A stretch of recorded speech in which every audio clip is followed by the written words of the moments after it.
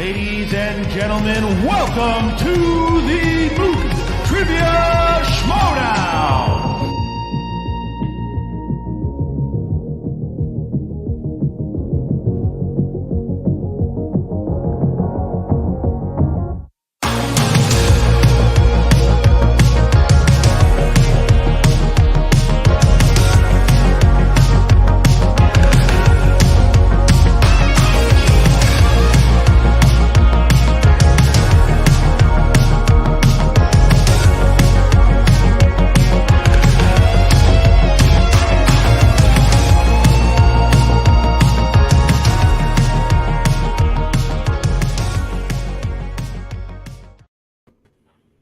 Hello and welcome to another version of Sip or Spill, the Schmoedown Retrospective, where I ask all of your burning questions about the Schmoedown.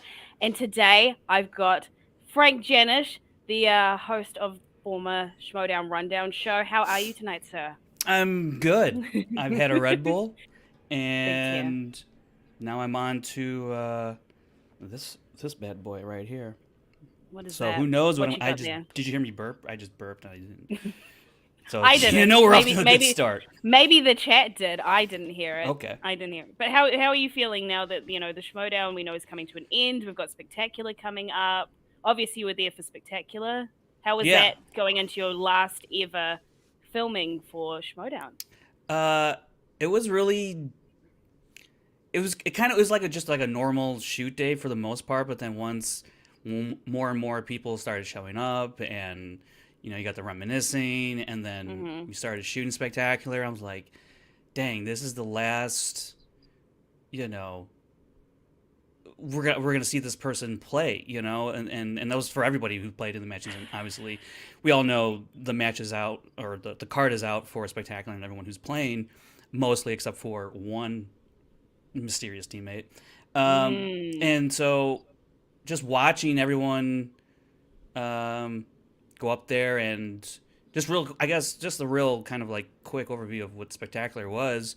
It was just it was a great fun time, and the energy that was there that day was very reminiscent of some of the filming days I had not that I had, but I was there for at Collider, and it kind of felt like that again. It was great, and because the pressure was off to not go perfect or like so much was riding on one match to get to a title or whatever. It was all just about having fun again with the trivia and the personalities and the setting we were in. So I hope when it does air on October 1st on the Movie Trivia Schmoedown Archive channel, everyone. I think everyone will enjoy it, especially if you're old school Schmoedown fans. I think really, really going to enjoy it, and I think.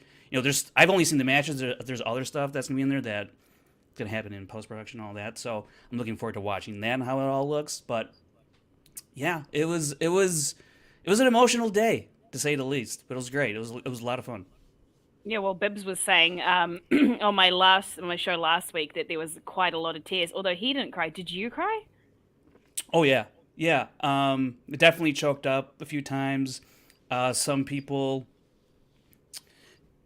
Had said some things that kind of got to me, and I was like, "Whoa, that's kind of surprising." Like, some other people, got a little choked up as well that I wasn't really expecting, but wondering, and then it did, and I was like, "Oh, like, yeah." It was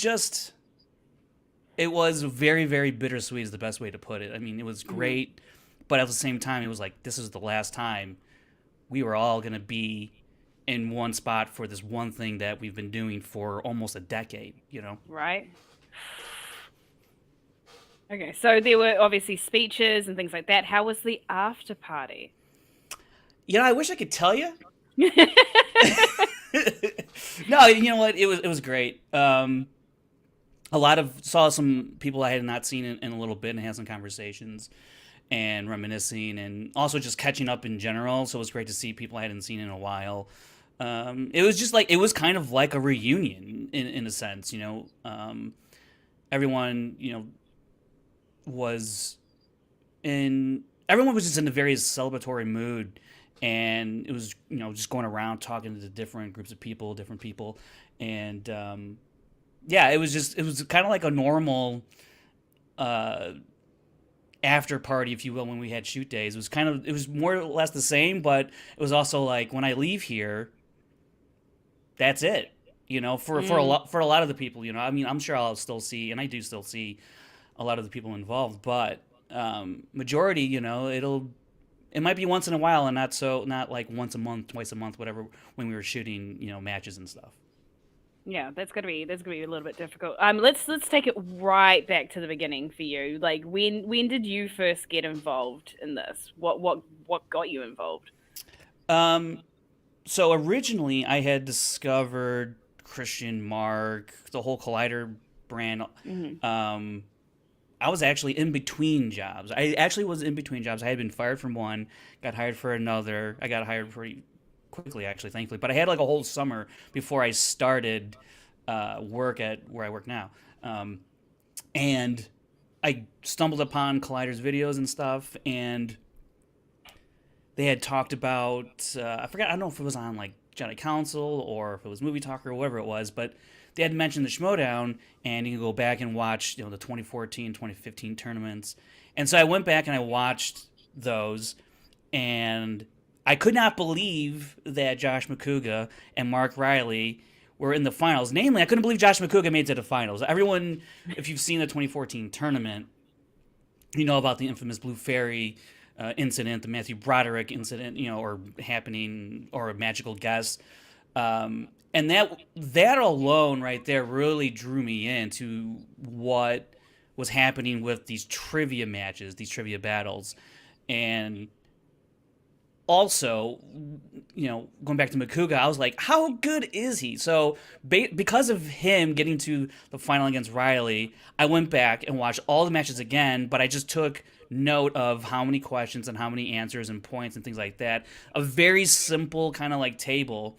And I was like, Makuga's not that good. He just got lucky in a few spots. Yeah, yeah. Um, and I posted that table in the Schmoeville Facebook group, which is now the Movie Trivia Schmoedown group. But before it changed its name, it was Schmoeville, and I would post tables in there, and of like this player stats, and especially after I started at Collider with Dan Merle and John Campio, that first Collider match, and after that, I was posting pretty regularly in the group, and I remember Christian commenting on one of my tables or whatever, and he just called me like the stats guy or the numbers guy or something like that. And I was like, oh man, this guy who runs this, noticed my post and gave me left a comment. I was like, oh, that's pretty cool. And then sometime after that, Aaron Turner, who does a wrestling show with John Roca on his channel now, he put a post in the Facebook group asking like, hey, would anyone want to do a recap show of just the Schmoedown? Because at that time there was the Schmoville podcast with Ryan and Brian Davis at that time, I think, and so they would kind of cover the Schmoedown a little bit. But Aaron's idea was like, no, let's do like a whole kind of coverage type of thing. The Schmoville podcast would do it for like 10 or 15 minutes, but this was going to be like a 40-minute, an hour type of coverage. And so I just threw my name in the comments, being like, yeah, I'll try it out, because I just thought it was gonna be like a one-off thing, because previously I had did like a Game of Thrones type of roundtable discussion with people like Kristen Smith, who people know through the community, Rasica, and it was actually moderated or hosted by Rachel Cushing, of all people, Oh, which I wow. didn't really realize until later on how big and influential she would become. Right, so, and I think that video is still somewhere out there on some random channel, actually. And so I thought it'd be like, and it was like a one-off. And so I thought this show or episode, whatever you want to call it, stream that Aaron was putting together would just be a one-off. But it was myself, Aaron Turner, Matthew Kearns, and Evan DeGraff, and we were covering Matt Atchity's match, or upcoming match, and I think I forget the exact matches on that episode, but we did it, and Christian gave some notes to Aaron, and then was like, "Hey, do you guys want to do this like weekly? We'll put it on the podcast feed up on the one of the channels that they had." And I was like, "Holy crap, yeah, I'll do this weekly." So it was just me and Aaron, and then we brought on a handful of other co-hosts, and it's just been other people that have been co-hosting the show throughout the years when the rundown ran. But that's kind of the long story about how I kind of got involved. It's really on accident. Didn't think it would really turn into a weekly thing. I thought it was a one-off, and I don't know, like better part of 6-7 years here I am. You know, for a once-off, right? I think a lot of people in this community are like, oh, just for a laugh. I thought, why not? That's how I got involved. Very late, mind you. I don't know what that says. I get involved, and then suddenly the Schmoedown's ending. Okay, well that's what happens when I try and get involved. Let's see, what else can we end? What else do we want to end? The Queen just died. Do we really need to start trying to end more things? Come on. Oh, I mean, it's not. Well, I'm not talking about like people's lives. But what else? What else are you trying to? We're gonna end the monarchy in England now, or It's all right. Irish people are trying to do that currently. Yeah, I mean, they've got that handle. I don't really know what else we have power to end. What else do you want to do a show on, Frank? Let's see what do you want to end by doing a show on? We could end fascism. That'd be great. Oh, dude, I don't know if we really want to do a show on fascism, Frank. No, I don't. But I'm just saying, I wouldn't do it. I would just be like, you go do it. No, everything you touch. No. Okay. Look, it hasn't been proven yet. I'm just saying it's weird. It's a theory. Weirdly coincidental that I start doing a show about the Schmoedown, and suddenly you haven't been talking about the shuttle launch or like the rocket launch to the moon with NASA, like because they've been having to cancel those launches. No, I haven't. Jazz. So okay, because I was like, if that's you, we gotta, you gotta zip it up. No, well, then I'm going to get black bagged, and they're going to take me off for science to see how this is occurring.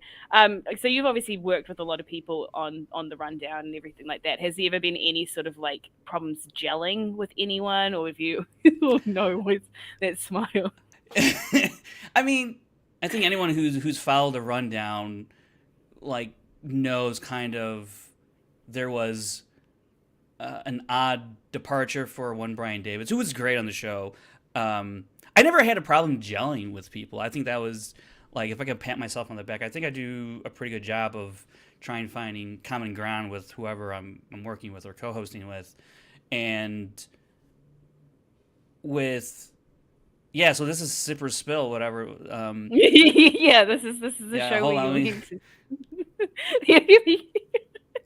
I think, if you're a longtime listener of Rundown, or at least in the early parts, I think it was around like episodes number like 50 through 60 or something in that era, somewhere in that span. Brian Davids came over from the Schmoedown, or from the Schmoeville podcast, and with myself and Aaron Turner. Prior to that, there was we had another co-host, Paul Wolf, who also had done the Schmoeville podcast for a little while, but then I'm not exactly sure the history with that. But then he was gone for a little while. Then came onto our show, The Rundown, and then we dismissed him in a sense. And then we brought in Brian Davids, and then Aaron Turner had stepped away, and so there was just myself and Brian Davids. But prior to that, Brad Gilmore had been on a couple episodes of The Rundown. I think he was on 2 episodes, both of which I was not there for. I had to take like a week off or whatever it was for those 2 shows. Just happened to work out that way. And after Aaron left, we were looking for a third again, and Christian like recommended, every sad couple that's trying to mix it up. You're looking for you gotta spice it up, right? Right. So, and Brad Gilmore was, right at the forefront, I think, of Christian's mind to come on, and like he immediately sounded like way more than a professional than I could ever sound like. I mean, that's like his actual what he wants to do, and is doing, obviously, and very good at what he does. And so Brad came on, and at this time we were still audio only. We weren't even video yet. And I think we did about 4 or 5 episodes, myself, Brad, and Brian, and we did a spectacular, what was it, 3 recap? or two recap, whatever.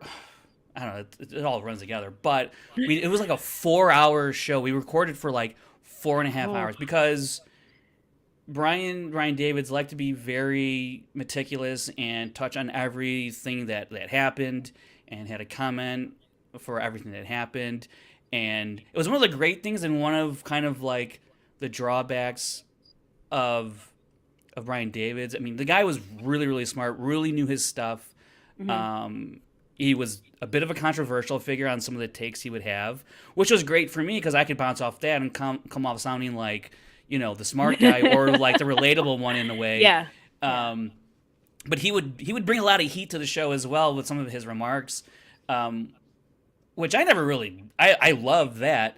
But behind the scenes sometimes it would get a little difficult because he wanted to do certain things and then we wanted to do certain things, and after we had done that recap for that 4-hour, 3-hour show, whatever it was for Spectacular, he had told us he was going on vacation for a couple weeks, and we're like, all right. And at this time, the timeline's a little fuzzy, but the gist of it really all is we couldn't get in contact with him for a little while, and he also kind of locked us out of the Rundown Twitter account, and so we were having issues trying to get back into the account. That's why for a little while we had another Twitter account for a while for the show, and we were going to video, and my Brad and myself, we're going to video, and Brian Davids, was pretty tight-lipped about his own personal life, which understandable, internet, that's your prerogative. But there really wasn't a whole lot out there about this guy, and I had never seen his face, not once when we were recording Rundown for like 40-something episodes he did, or 60 episodes he did, something like that. And we would do the show over Google Hangouts or Zencaster, so you wouldn't, and he would never have his camera on if we were on Google Hangouts, and I've never seen this guy's face. And I did like 2 years worth of shows with this guy, right? I don't even know what he looks like till this day. And does anyone? There's a couple people out there that I think know, but even then, who knows for sure if he actually revealed his true self? He might have used someone else. I don't know.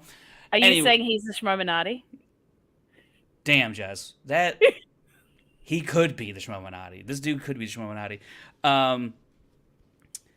But so we were trying to get in touch with Brian Davids because we're like we're moving on, and which is like a polite way of saying we're gonna remove you from the show, and just because things were getting difficult, and I think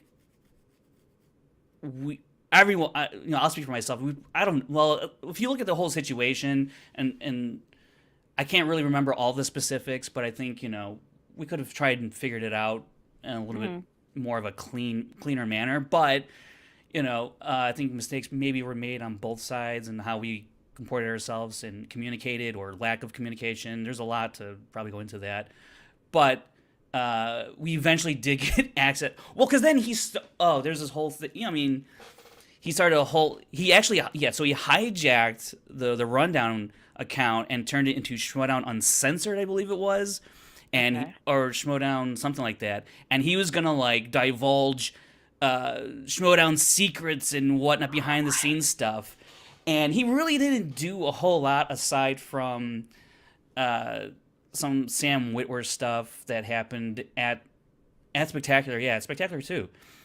So yeah, that means Brad and myself, we did Spectacular 3 with Brian Davids. Anyways, but there was some stuff that they had to do in post with Sam, and Brian Davids was like, clipping out like waveforms, and like he was doing this whole thing. And he was trying to like quote unquote reveal secrets or whatever his idea was, because he felt, I think at the time, he felt burned by the show or by the Rundown or Christian or who have you, and so like this was kind of like his way of like, I'll show you in a way. So yeah, that was a time for like a couple months, maybe it was like that. But then he really didn't have anything else because no one was really talking to him. He had no communication with anyone with the show. I Hmm. mean, I think there were some people he would talk to on the show, on the Schmoedown, that he was like getting some information, which actually leads me to this other thing. When we were covering the 2017 tournaments, somehow, because we were all picking winners and losers for the matches, Hmm. somehow this guy got like all the first round matches, like winners, correct, and it was just like, who are you talking to? Like, you getting hints from somewhere? Like, so there was some of that stuff that we were kind of discussing behind this. Like later on, it was discussed like he might have been talking to some. I don't know, maybe not, or he was just really good. Who knows? But so yeah, we had the whole Brian David saga, which was, in hindsight, it's just really silly, like how that all went down for a very niche, very super niche. Like she went on to niche, but then the rundown was even more of a niche within the niche, right? So it's like, who Yeah. really cares that much? For we There's had a like, lot of passionate people around here. I don't know if yeah, you've noticed. A lot of yeah, them. and but so it was just, yeah, it was a time with Brian Davis and the whole Schmoedown uncensored or disclosed or whatever. I remember yeah, it was a whole thing, and that was an interesting time. But we eventually did, you know, get the actual original Schmoedown handle SD rundown back, because we made one. I think it was called Schmoedown RD, in the interim, and then like Mhm. periodically I would check to see like if the handle was available again, and one day it was, and so I was Oh, so like, oh, you didn't actually negotiate. He just gave up he on just it one day. stopped. Yeah, he just stopped one day. Oh, Yeah, he just stopped one okay. day. Yeah, I was yeah. about to say, what did you have to do to get that back? But obviously, he just gave up on it. He just stopped. So we don't. So like the account on Twitter now is not, if I remember correctly, is not the actual original Hmm. account. Just we were able to get the handle back because he had changed the handle. Okay. And so, or he deactivated the account. I can't remember exactly, but yeah, that was an interesting time. There's a lot more into that doesn't really matter to anybody else, but Yeah. it was, yeah. So that was one thing with the rundown. There was Oh, another one. I'm gonna interrupt Yeah, for 2 seconds. go ahead. Yeah, go John ahead. Kaiser has something to say. Frank Oz is my favorite Frank. Frankie Numbers comes in at number 63, right behind Frankie Muniz. Um, That's there's cool with me. 60. I'm top Kaiser, there's 65, 60. baby. Woo. There's 62. Franklin Roosevelt's number 2 though, Oh, sure.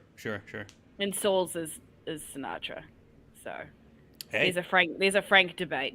You're not number 1 on either of theirs, but I mean, and then they, there's also Frank. which is funny because I bet they only know probably like 5 famous Franks. That's like, and they're just running. That's all they know. And then there's me. So Yeah, yeah. Are you now doing Gillette razor commercials? I am. We're coming out with the Mach 16, and we're really happy about about what's going to do for the industry as a whole. It's going to Does this mean revolutionize. this is sponsored? Yeah, Is this stream sponsored? not yet. We're still working out the details. Yeah, The mate. Mach. I'm not even supposed to talk about the Mach 16. If I'm I got set up with some American Yeah. money, I'd be pretty flush with cash. So if we could make that happen, I'd really appreciate Yeah, I'll talk to it. my people, and they'll talk to your Thank you. people, and Thank we'll you. we'll figure it out. Yeah. But back to the rundown. So obviously that was the thing. On the chat's all talking about it. I think they all remember it. Leo Logan says that he sensed some jealousy. Oh yeah. It was. But I don't know. apparently he's doing well, working at the Yeah, he Hollywood does. Like he Reporter. does a bunch of like. I'm Obviously assuming. not with his face in it. I mean, I think he's probably doing email or phone interviews for Hollywood Reporter, and I check in on those like from time to time. Like, dang, he's talking to some pretty cool people. So yeah, all the best to him, because I mean, he's, like I said, he's a really smart guy. And when I work with him, he's very meticulous and know what he wants. And so yeah, it was. I'm not going to read this one out, but you can answer this. Can you for shave Kaiser. your balls with a Mach 16? That was really, John. That was really the whole idea behind it all. It was like, how can we make the ball shaving experience better than it's ever been? And really, you have to go beyond, the benchmarks that have been set. And Mach 16 was, when we looked at the table, it was like, Mach 1, 2, 3, 10, 12, 13. We had to go to 16. When you look at the data, it all pointed towards the Mach 16. Yeah. I mean, speaking of data, obviously you had all these numbers. Did you have them? Did you have them in notebooks or did you have them digitally? Because No, this is a whole big thing. Is like whether people had physical notes or whether they had digital ones. How did you keep all of the numbers? Google spreadsheets from day one. Have you It was deleted those yet? No, they're still up. I still have Are them. you gonna keep them? Yeah, I'm gonna keep them. That's like 7 years worth of work. It's a fairly I large. don't know. I know a database. bunch of competitors that are like, get rid of my study notes. I'm like, but okay. Yeah, I mean, I don't know. Like, if they were like in a binder, just put it in a corner. I don't, don't have to like shred them. It's not like. Just put in a corner and just never acknowledge its existence. I mean, because like it's a time capsule of like your time Right. in this specific period, of your life, and especially when you, as a player, I can only imagine. I don't know personally, but you spent so much time studying and preparing and making those notes. I would like to think, every once in a while you want to take a look at what the work you did back then and reminisce maybe if you were, if you want to, obviously. So, Do you do that? Do you go back and look at your spreadsheets and I reminisce? I have not actually. I haven't looked at it in quite a long time. I don't even have complete stats for the final season. Actually, I kind of stopped. Um, Maybe because I was just sad about the show ending. I don't know. I'll go back and I'll finish it and complete it eventually one of these Yeah. days. But yeah, so like I know some players, specifically William Bibiani, and others, not just him. But you can do a record book and all that. Yeah, I want to. I just don't feel wholly motivated to do that at the moment, and it might be some time, but it'll get done whenever that is. I don't know. Hopefully soon. It's still quite fresh. I'd rather do it sooner than later. Yeah, it is, but because it's like it's a lot of time. It's a lot of time to go through, and I don't have like any sophisticated database. I wasn't smart enough to like create a thing where I can just input in one or a couple cells, and then it just populates however in other spreadsheets and other statistics and whatnot. I did it the long way.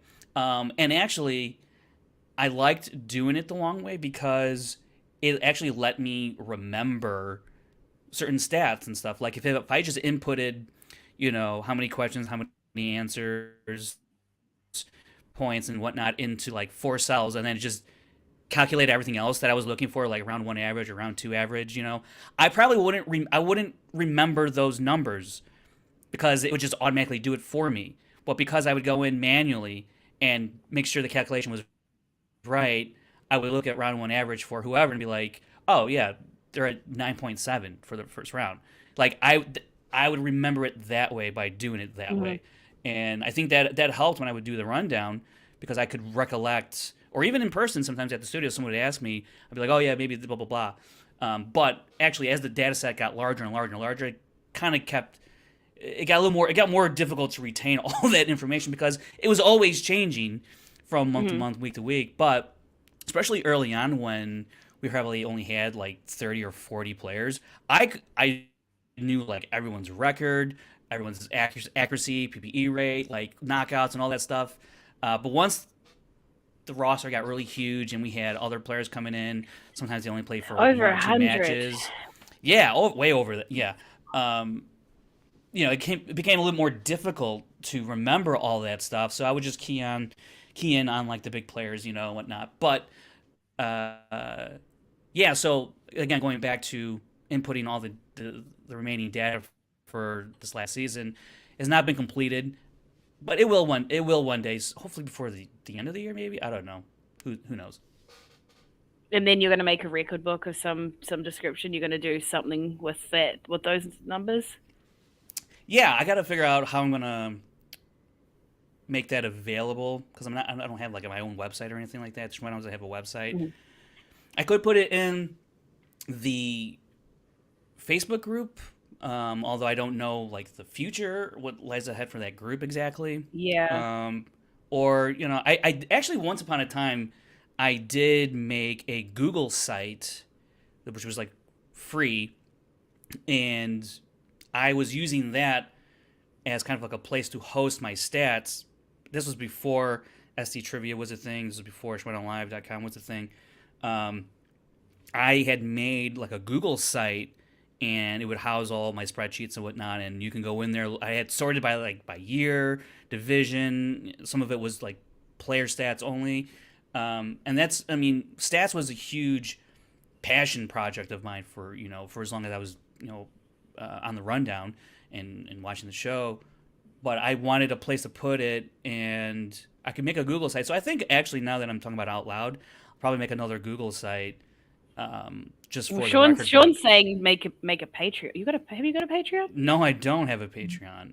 But everyone's doing. Although apparently there was access some record books on a Patreon. Like, okay, cool. Here's $5. Let me screenshot everything and then retract your pledge. Yeah, great idea, Sean. Wow. No, hey, look, he's just trying to help. I think. I don't know. Yeah, everyone's doing the Patreon thing. You could do a Patreon. Maybe one day, I don't know what for. Whatever passion projects you have. It's like Sean said. It's a very it's true. Almost everyone has a Patreon. I don't, by the way, if anyone's... You know what I'm going to do, actually? I just thought about this right now. I'm going to create an audiobook where I read the records. I just read them. And if you ever want to know a record, you're going to have to click on the audiobook, skim through. You have to listen to the whole thing. There's going to be no chapters. There's going to be nothing. Oh, yeah, no chapters. Someone else will go out and do the chapters eventually. But you're not going to do that. You're just going to make it it one very, very long audiobook. It's going to be an 8-hour audiobook.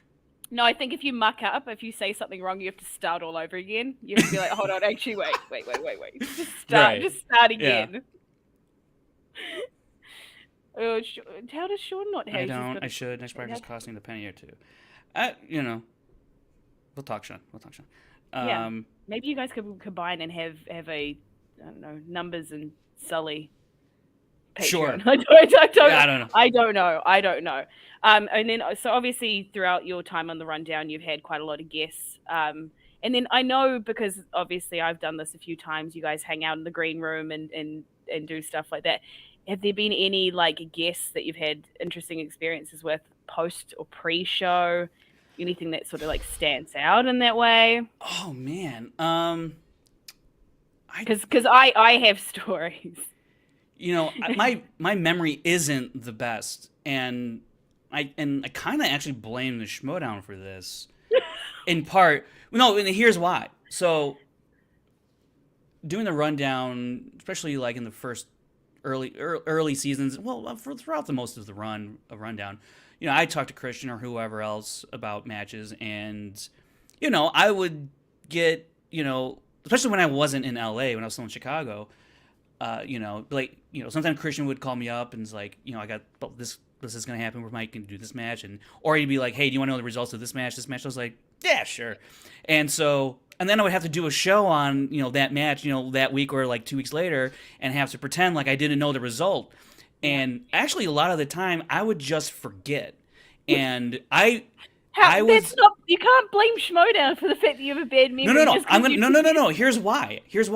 I kind of blame the Schmoedown is because I was like, you know what? I want to hear the result, but I wanted to go one ear and out the other. I wanted to have the experience of finding out the result and then just dismissing it from my mind as soon as I could, so that way when I did the rundown next week or 2 weeks, whenever I would cover the match, I could have a genuine kind of reaction to it or a genuine take on it. Also, what I would do is, when we would put out a schedule, I would look at every match, and I would think about my thoughts on every single match. What are my pre-match thoughts on this matchup? Because I knew that if I heard the result before we got to cover it, that it would probably skew my initial take on it. So when, if Bateman and Kalinowski are going to have a match I see on the schedule, I go, okay, what do I think about this match? Where are they at in the timeline, and which things have aired, blah, blah, blah. Okay, remember that stuff, or like the key parts of it. And then let's say like next week they filmed it and Christian calls me up, like, hey, do you want to know the result? I'm like, yeah, sure. And goes, Bateman won, blah, blah, blah, whatever. I'm like, okay, cool. So then we go to the show to cover it or to preview it. I go back to, okay, what was my take before I found out the result? And that's what I would deliver on the rundown. So that way you were still actually getting my initial thoughts, even though I had the information already that Bateman had won. So that's how I would kind of like juggle receiving information and dismissing information. It and started like an underground Schmoedown betting league, and you could have made so much money by being like, guys, what are we doing here? Yes, I could have made tens of dollars. I don't know how much money these people have. No, you just like, are you kidding me? There's so many Patreon pages in here. I just assume that people must have money. Yeah, but not the people that are making the Patreon. That's why they have them, obviously. But like, you must be getting money from people to have these things, right? I mean, if we made a Patreon, like, hey, do you want the show spoiled for you? Like, here's $100 tier to get it spoiled for you. You could have done that. I don't know. Why would you do that? Like, yes, ruin the enjoyment for me. Because, like, people, you know, you got to remember, especially in that Facebook group, we had a whole thing about spoilers and how often you could talk about the results of a match after it had aired. It was 24 hours, 48 hours. It was like, you can't make certain posts or keep posting this thread. I mean, like, it was a whole thing. It seemed for, like, years. That was the thing. It was just like, I really didn't. Watch them. If you don't want it spoiled, watch the match. If you don't want a movie spoiled for you, go watch the movie. It's just the same thing. But like, you know, people like to go into the Facebook group and chat about whatever, but then they would see like a result and they hadn't watched the match yet. So like, I understood, but at the same time, I'm like, I know everything, and I still have a ton of enjoyment watching the matches, even though I know so and so's gonna win. I don't know the journey. I know the destination, right? So, but not everybody's like that. Not everyone's like that, and I understand. But so, like, yeah, it was a whole thing for a while, you know, in the community. Could have had your own almanac. Yeah. I'm just saying, you never know. You never know. You could have Frank's Sports Almanac. Yeah. Just Schmoedown Almanac. Frank's Schmoedown Almanac. Yeah. Yeah. Exactly. But I mean, back to the original question. We eventually will get there. So with guests in green rooms and like, or favorite people that you've had on. You know what? Actually, getting Sam Levine on the show for the first time, we were still audio only, and I thought like that was the biggest. I mean, like Sam Levine, he's a working actor, he's blah blah blah, you know, and Glorious Bastards and Wet Hot American Summer, the Netflix thing. I'm burping now, right? Woo! Hell yeah! But I remember getting Sam Levine on for the first show. I was like, oh my god! I actually thank God it was audio only, because I think it was video. I probably would have been more nervous. But also during that time with Aaron, myself, and Brian Davids, you know, I wasn't too vocal in the interviews. Like, you always say his last name with it. You never just leave it at Brian. Yeah, I don't. Yeah. Sorry, it's just something I picked up on. I just want to make sure people know I'm talking about Brian Davids and not Brian Song, or I don't know. Anyways, so getting Sam Levine on. The one time there's a couple of regrets I wasn't on for a couple of guests. It was early on in the show too. One was when Finstock came on the show. It was like episode 10. Aaron got him on the show, or he interviewed him on the show, and it was the first time loser behavior had ever been uttered in the Schmoedown universe. It happened on the rundown, because this was right after Finstock dropped Makuga after their Mega Powers match against, I can't forget, who did they play? I don't know. Someone in the chat probably knows. I can't recall now. But chat generally knows. And so we had Finstock on after that match, and it was like one of our most listened to or watched episodes on the YouTube channel. It was like 10,000 views or something like that for that specific one, because at that time Finstock was still fairly new in the Schmoedown, right? And he's this enigma wearing the Finstock mask, you know. And the guy is just, he's like even He's in real something else. life, he's not real. Like, it's so bizarre, this guy. But having him on the show was really cool, and hearing that interview, I was bummed I wasn't there for that one. I think when we first had Jen Sturger on the show, I don't think I was there for that episode either, which was I was really bummed out for sure. Again, very early on. I actually think we did an interview early on too with Stacey Howard, and she did it from her hotel bathroom. And she was like, yeah, I forgot, she was in Florida or she was visiting somewhere, and she ended up we had her on the show, but she ended up recording the interview from like her hotel room bathroom. I think that might be even revealed in the episode. I'm not sure, but As you do. yeah, that was one. I think Aaron actually recorded one episode or an interview from the bathroom. I don't know. That might be right or wrong. When we got Scott Mance on the show, Aaron Turner interviewed him, but he had really no great way of recording the interview. And so I think what he ended up doing was he FaceTimed Scott Mance or was on the phone with Scott Mance, but then had to use his own microphone to record the interview to get the interview. So like the quality on it is not that great, but it was still cool to say that we had Scott Mance on the show. Yeah. And that was really fun. I think I had a great time when Sam Levine and Drew McWeeny first won the belts. We had them on the rundown, and I got to interview them both. And I thought that was a huge get for us because, Sam's a very busy guy, as is Drew, and so it was like to get them both on at the same time was awesome, and just to hear them talk about the Schmoedown. It was also right around the time we had like a 2 or 3 week run where we had Above the Line, Shire Wolves, Dan Merle. I mean, we had just like the biggest names in the Schmoedown at that time, like on our show, like boom, boom, boom, boom, boom. And I was like, this is amazing. I'm talking to all these people that are so incredible and big names in the space, and it was just like, wow, we get to talk about them, about the Schmoedown, or about movies or what have you. So it was a really, really fun time. There was an episode recording of the rundown, and it took place in PJ Campbell's old apartment in Burbank, and this was an absolute shit show, Jess. Oh my god, it was absolutely horrible. Because it was just, even Christian was like, what the hell is this? And yeah, it was like, what the hell is this? So I came in town, I don't know if it was for a free-for-all or for like a different taping, but I flew in and I was staying with PJ, and I was using kind of, his setup or whatever, and we were Skyping in Brad to do the show, but it was like myself, Brad, PJ. I think this was the episode with Dale the Dude and Taylor Robinson, I think. And I think we also had... Was this the one with Robert Meyer Burnett or Whitney or something?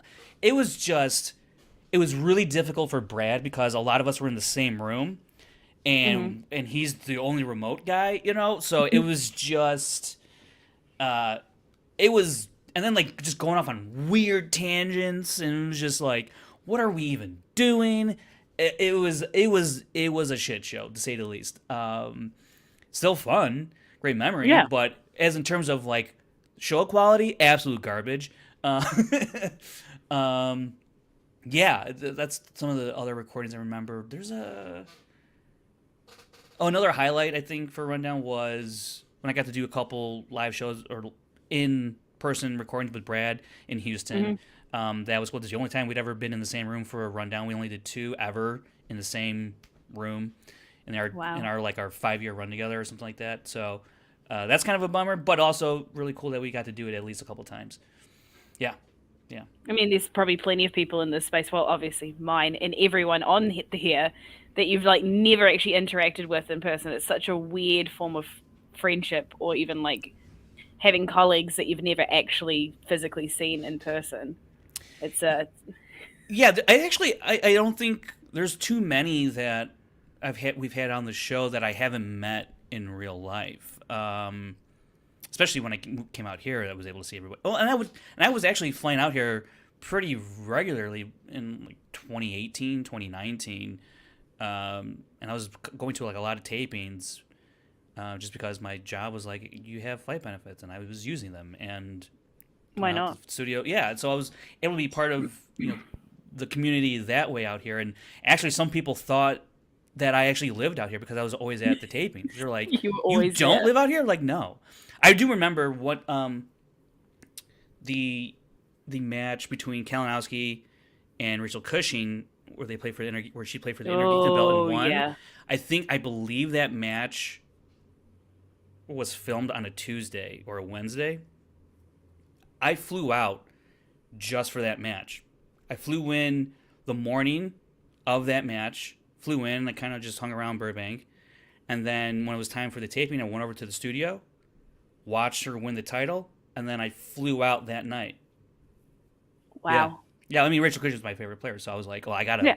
fly in for this. I was really bummed I wasn't able to make it for the Shirewolves' last match.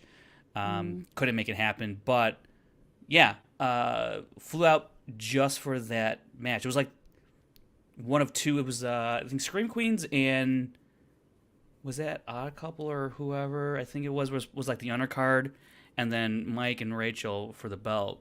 And yeah, I got to watch Rachel win the Intergeekdom belt, and that was pretty sweet. So it must have gotten better when you actually moved out there and it wasn't like you're the person that's constantly at tapings but doesn't live there. Yeah. And like really not a whole lot changed after I moved out here because then the pandemic happened. So it was just like great. So you moving to LA caused the pandemic is what we're hearing. So like Frank's in LA, we can't let him meet these people. Yeah, we can't let him. Yeah, we can't let him really experience it all. Yeah. No. Hell no. So obviously being at so many tapings, is there any like unaired moments or anything that like you wish the fans got to see or things the fans should have never seen? Well, I think this one probably has been talked about, I think, elsewhere, but at one of the free-for-alls, there's like a Roca Guy moment that happened where it was kind of like the birth of like Guy was like Roca's son or something like that. I don't know, but like it was a weird like moment where it wasn't even planned thing by Christian. It was like where I think Roca like fake tackles Guy or something like that, and so that didn't make the cut, I believe. Of that free for all was like free for all 2, and let me see other unaired stuff. I know I do have like quote unquote behind the scenes footage of when Guy tackles Bateman. I remember when we were filming that for Spectacular. We had that little set, like the pre-show set that Brad was there interviewing people, and you have Bibiani's quote unquote table, which he commandeered basically after the fact. I think. Yeah. Anyways, but there was, it was kind of like roped off a little bit, so because a lot of us were like there to watch this happen. We wanted to see Ben go through this table. Yeah, absolutely. And, Why not? There was like almost everybody who was at the taping that day was there to watch this happen, and you're watching the rehearsal and them going through the motions of what's going to happen, and then it happens, So like it was, I remember watching that. That was pretty cool. Let me see what else there was. Other like. I'm trying to remember. Like, that memory of yours catching up. Yeah, it really is. It really is. Damn it. I think this has been talked probably on by the action guides. But I mean, I remember the aftermath, and this has been well documented, I believe. But like the aftermath of the Andrew Guy Dan Murrell match, I mean, that was just like, whoa, like it was a tense. I don't know, half hour or whatever it was, but it was like when people talk about, or ask about, did these guys really take it serious? Like, oh yeah. I mean, like that was as real as it was ever going to get between kind of what happened in the aftermath of that match. Really tense and just like, whoa, and I think same thing with, and this has been talked about elsewhere as well, so it's not like I'm revealing anything, but I remember being there for these moments and like feeling this tension in the room again, with Kalinowski and Mara, and like they've since bury the hatchet on that, but like, you could tell even in the edit like what was up with what was going on there, and I'm glad fences have been mended, because it was just a lot of it seemed, at least from my viewpoint, stemmed from just simple miscommunication, as it is with a lot of things, and just simple misunderstandings, and not being on the same page. And I think had that stuff been ironed out beforehand, maybe I don't know, it doesn't go to the level it had went to. But I'm glad that, as far as I know and I can tell, fences have been mended about certain things that had happened, that people were just kind of like, yo, what was up with that? And it was just, I think a lot of it was just, in general, just a lot of miscommunication, or just not running things by people and whatnot, and and that stuff, can, when you're not prepared for it, I think, and I'm speaking in a general sense, not anybody specifically, but when someone plays a certain way or is going to do a certain thing and the other person is not in on it, and they're not really, what's the word? Like prepared for it, or like, hey, this is what's going to happen, or even if they like, that's not their style, that's fair too. And so you just want to make sure everyone's on the same page. And sometimes that didn't happen for whatever reason. And so it would kind of boil over into an not unnecessary, but in kind of a tense situation of like, okay, we kind of got to diffuse what's going on here. That stuff happened from time to time in the show, and I think, players, would get like that just because they care a lot about what they were doing and cared a lot. You kind of have to be passionate about this. Yeah, absolutely. I mean, maybe not quite a few years ago, but the more players, the bigger the roster's gotten, the more competitive things have gone. You kind of have to be passionate, otherwise you just if you're just like whatever, walk out the door. You're not going to last long in this. Yeah, not last long, but also not deliver a quality, an entertaining product. So right. I think so like it's a good and kind of like a damn kind of thing, Yeah, I mean, there's always a lot of conversation about things being a work in the Schmoedown. Like, I remember even when the Schmoedown was announced to be ending, there were people that were like, it's a work. I'm like, why? I mean, what? Did you not hear about this? Oh, no, I heard about it, but like my reaction is like, are you kidding me? Like, what? Like when I was like, no, this is like, they're kidding, right? And then there was genuine conversation about like, this has got to be a work. I mean, and same thing. So can you clear the record right now? Because like this is touching on Spectacular, but obviously it's not. Sure. Spoilers. The Kalinowski not being present for the IG match isn't a work. No. I mean, like there was actual. It's not a work, because I know there are people that have been discussing it, going, it feels really interesting that Kalinowski isn't there for this, and I'm like, he was sick, guys. He was sick. Like, he's absolutely not as Spectacular, which was a bummer. They're like, you watch, he's gonna turn up, and I'm like, I wish. Oh man, I wish. I think had that been a 5-way, that would have been an epic way to send off the division with. I mean, you're talking about 5 of, and we're not including, like, unfortunately, like Rachel Cushing or Jason Inman, or even Hector Navarro, RMB, like. Yeah, they all have names in Inner Geekdom as well, especially Rachel and Jason. But like to have the 5 of them, up there, who've been really at the forefront of the division for a very long time, and have had specific impacts throughout the run of the Schmoedown of that division. Yeah, it would have been great to have Kalinowski there, absolutely. But sometimes, things don't work out the way you want them to. People get sick. It's just how life works. I'll also say, kind of, I people think that I'll see comments of like, oh, they should have had this player play this player, or that should have happened, or that should have happened. Yeah. You know what? Like, yeah, Christian and company probably thought of that as well, but there's probably a reason why it didn't happen. And it doesn't need to be explained. You're also asking for a lot of moving parts to come together for a single weekend.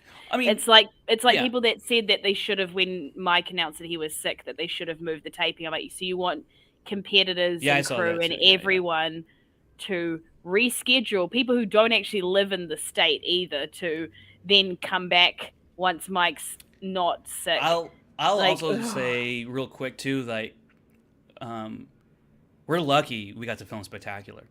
yeah. So to think that we would move the date or have 2 shoot days, like, no. It at the stage at which the Schmoedown was at that point was like, we were pretty like, I don't really know the specifics, but I can tell you from just, there was there was a shoot date that was going to happen in July, and I think that was going to that was going to be like the tournaments and stuff. Because I remember I was at one of the last tapings. I was June, right? eating lunch I was in the same room with Christian and Thad, and they were talking about setting up the tournaments and whatnot, and like, you could do this, we could do that. I was like, oh man, this is gonna be awesome. Like, if you filmed like a tournament all in one weekend, it would. I think it was. I thought like that would help bring back a lot of juice back to the Schmoedown, just to have that energy again, where people are in a tournament atmosphere and it's all in one weekend. I thought that would have been really cool, and I think it was gonna happen on one of those on that July shoot date, and then the axe came down. Schmoedown's ending. July's not happening.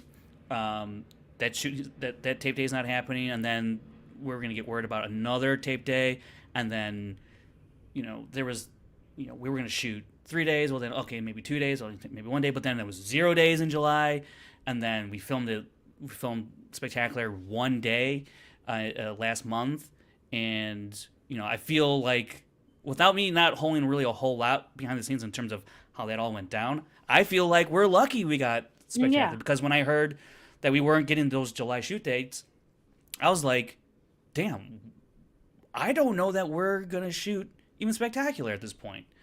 When you look at it from like a business sense, from Skybound sense, it's like, why, if we're going to end the show, we don't need to do any more, so we just end it. Because like they're looking at it as a business, not as like a swan song for the show. Like, they're not attached to the hip, like we all are, like, the ending we all envisioned for it, if it's going to end. But that is life, and that's the business, and one day it's there and one day it's not. But in the end, I'm really thankful that we had the day to shoot Spectacular, and we had that time together to do that, at the very least. And it is what it is. Yeah, I mean, and that's the thing, is what really was being asked was for them to put together a Spectacular months before they were meant to do it. It's not that Spectaculars, exactly. I imagine, isn't something that comes together over the course of a couple of weeks. It's something that usually takes months of planning, and then suddenly it's like, okay, we need to come up with one next month. And I think people have forgotten that isn't exactly as easy as just calling people up and being like, hey, want to come hang out? Like, and look, like, it's not like, look, Schmoedown, it pays the players, and they had their rates and whatnot, but at the same time, other players, they have other jobs, careers that, they just can't be like, yo, job, I gotta play some trivia on the weekend, so can you give me the day off? Like, doesn't really happen like that. So, like, especially for some of them who have to fly out, and there's like, that, yeah. Yeah, so I mean, some people think like, oh no, this should have happened, so they should have played. It's like, would have loved to have seen that. Would have loved to have seen Roka Mance, but the guy got a gig. Okay, what are you gonna do? What are you gonna do? Exactly. And to answer your question, Kevin, I got paid in crypto. It wasn't a smart decision, but decisions were made. So that's how he got on the show. And Kaiser thinks that. Oh, Kevin Smets just texted me. He said, I'm not gonna call him out on that. What? What kind of show do you think you're on? What kind of show? Yes, Sean wished that it was on July 9th, because that was his birthday, and then it would have been a double celebration. It's fine. It is fine. Oh, you know what? There's one story about Rundown that I wanted to actually bring up, because it's funny in hindsight. It was the first year we were doing the draft and like the faction and all that stuff, and it's like when we're having scoops. And remember David Sackrider? He had Repeat the Question, that website, and he was like breaking news and stuff like that, and like people are going here, over there, blah blah blah. there was a point during all of that. So like during that time, during the free agency period, I was talking a lot with Ben Bateman, and getting his thoughts on like movements and things of like where players are going, things like that. And like Ben Bateman is just one of the most passionate people of the Schmoedown like you will ever come across. And it was really fun, to hear him, he'd call me up and say, oh, blah, blah, this and that. I'm like, oh, man, that's really interesting. And, oh, that'd be cool for that, But I was getting, like, information on, like, oh, this person's going to come back. Like, I found out, like, Drew McWeeny was going to come back. And I was like, man, I wish I could put that out there. And there was other information that I wish, that I was receiving. And I was like, oh, I wish I could somehow, like, put that out there and, like, break that news, whatever. And it got to a point where I was texting. We were in myself, Brad, and Christian. We were like in a group text. And look, it's all about me. I was being a real asshat about all this stuff, and I was just like, we're supposed to be, like breaking news and scoops and blah blah blah, but we can't say anything. What's the point of all blah blah blah? And Christian's like, what do you want to? You want to like, it's his prerogative of like how he wants to run the show. And how he wants to reveal things and how he wants to do it, when he wants to do it. All completely legitimate and absolutely his right to do, because at the end of the day, Rundown's not my show. He owns that show. Like, he runs a Schmoedown. He, as much as on the Rundown that as much freedom as Christian gave myself and Brad to run the show, at the end of the day, he still had final say. Whenever he wanted to step in, he could come in and say, I want to see this or blah, blah, blah, blah, blah, blah. And that's his right. And as employees, we abide by that. And for the most, like, there was hardly ever any, if at all, any tension. But this one particular moment or time about like draft signees and people coming back, whatever, just in their group chat, I was just like, what's the point? Like, we can't even talk about anything, blah, blah, blah. And he's like, like, what do you want to do, go off on your own and just start putting stuff out there? I'm like, no, that's dumb for me to just, like, quit the Rundown so it could be like, Drew McWeeney's coming back. And I was like, but I was just being a real asshat about that. And it was just, for, like, a couple hours, we're just, like, texting back and forth. It was just, like, again, like, just me being stupid about, like, I wish I could say this or say that, blah, blah, blah. When, in the end, like, when it all was revealed at the free agency special and all that stuff was great and fun. But, yeah, there was, like, a lot of stuff. And I had mentioned this on past, I think, episodes or wherever else. Like, I had known, like, a lot of stuff. But I couldn't say anything because it wasn't what, it wasn't the design of how that stuff should have been revealed and when it should have been revealed. And as much as I would have loved to have been the person to report that, we're all a team, so it's like, it's gonna get out there and it's gonna be fun reveal for the fans and whatnot. So, but I just remember because I was like at work at the airport. I'm like texting while I'm at work at the airport, just kind of like, what the hell, it was just, so that was kind of a funny thing, but. I think I later apologized to Christian. I was like, yeah, I'm sorry about being a real dick about, this, whatever, But it was just like one of those, it's just super innocuous things, So. You could have seen that the Schmoedown Uncensored Twitter handle was still free. Yeah, that's right. Exactly. just restarted that all over Could again. Could you imagine? It just broke off on you. I mean, you could start it now. No one would care, but, Also, I mean, this is what my show is, effectively. Yeah. Also, I never... Schmoedown Uncensored.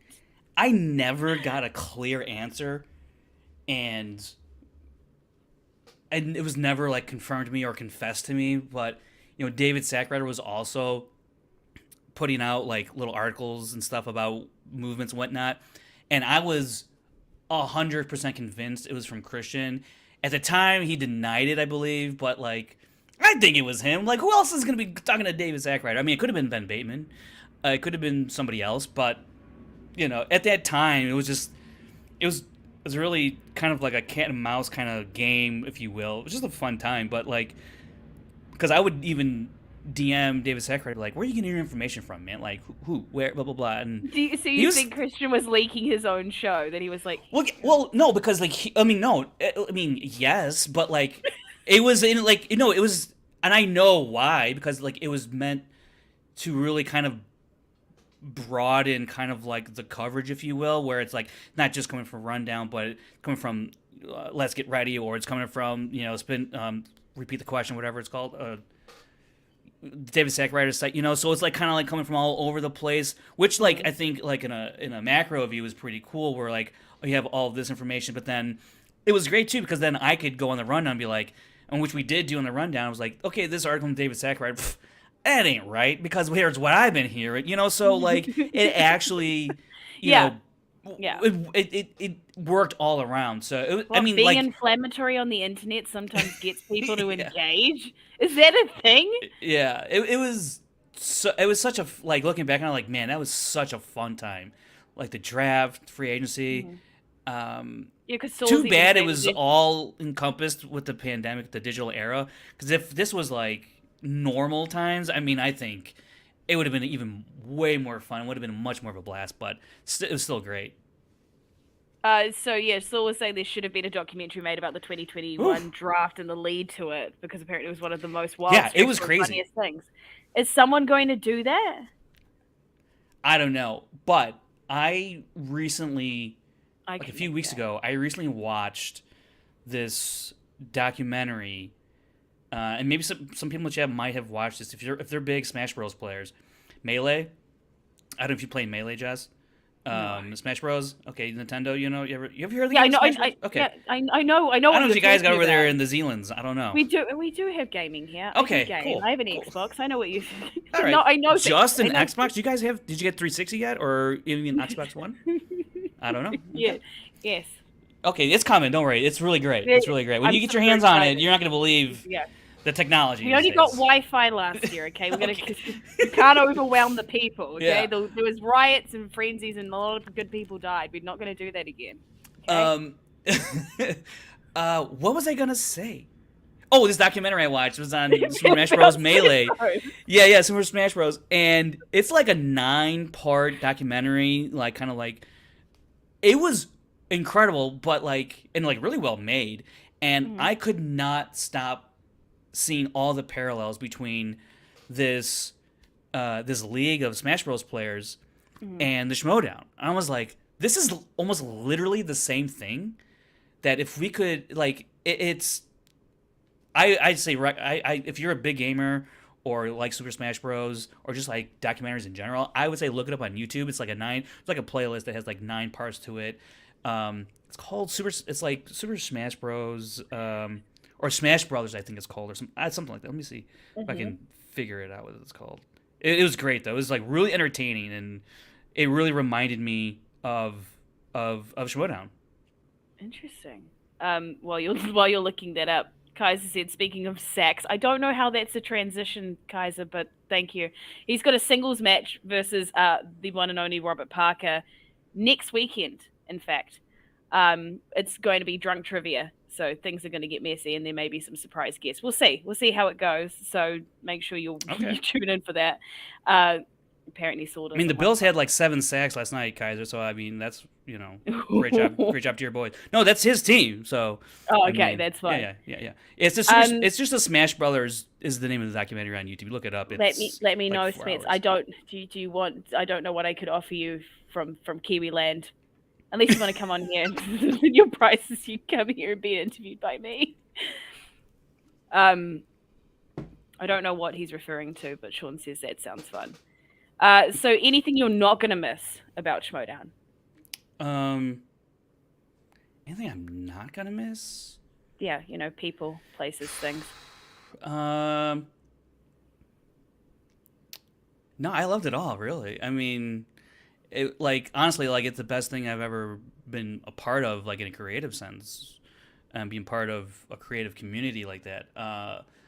I'm not gonna, I'm going to miss, going to the studio and the tapings and having fun with all those people. I don't I'm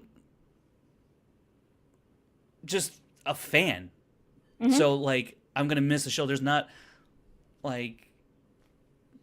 you know what? No, even then, I think I was gonna say, you know what I won't miss is players Bibiani. asking me about stats. Like, no, I'm actually going to miss that Yeah, because probably. sometimes Who else is and going to I ask you love about stats now? Is anyone going to ask you about stats? I don't. Yeah, probably. Actually, yeah, they're gonna be like, "Where's the fucking rule book?" I'd be like, but Really no, because true. it's like, honestly, as sometimes it just be like, "Ugh, why do you ask me? Why do you ask me about stats?" And it's just like, actually, no, thank you for asking me about the stats because that means you give some value to what I contributed, and I shouldn't have such like a sour disposition towards someone asking me about that. Um, but from time to time, yeah, I would be like, ugh, I'll get to it, blah blah blah.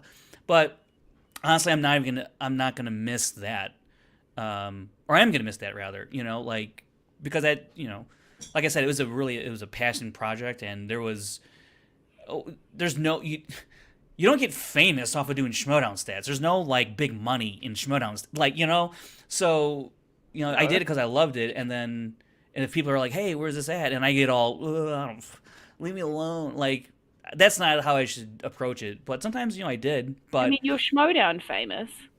Schmoedown famous, yes, Yeah, yes, Schmo famous.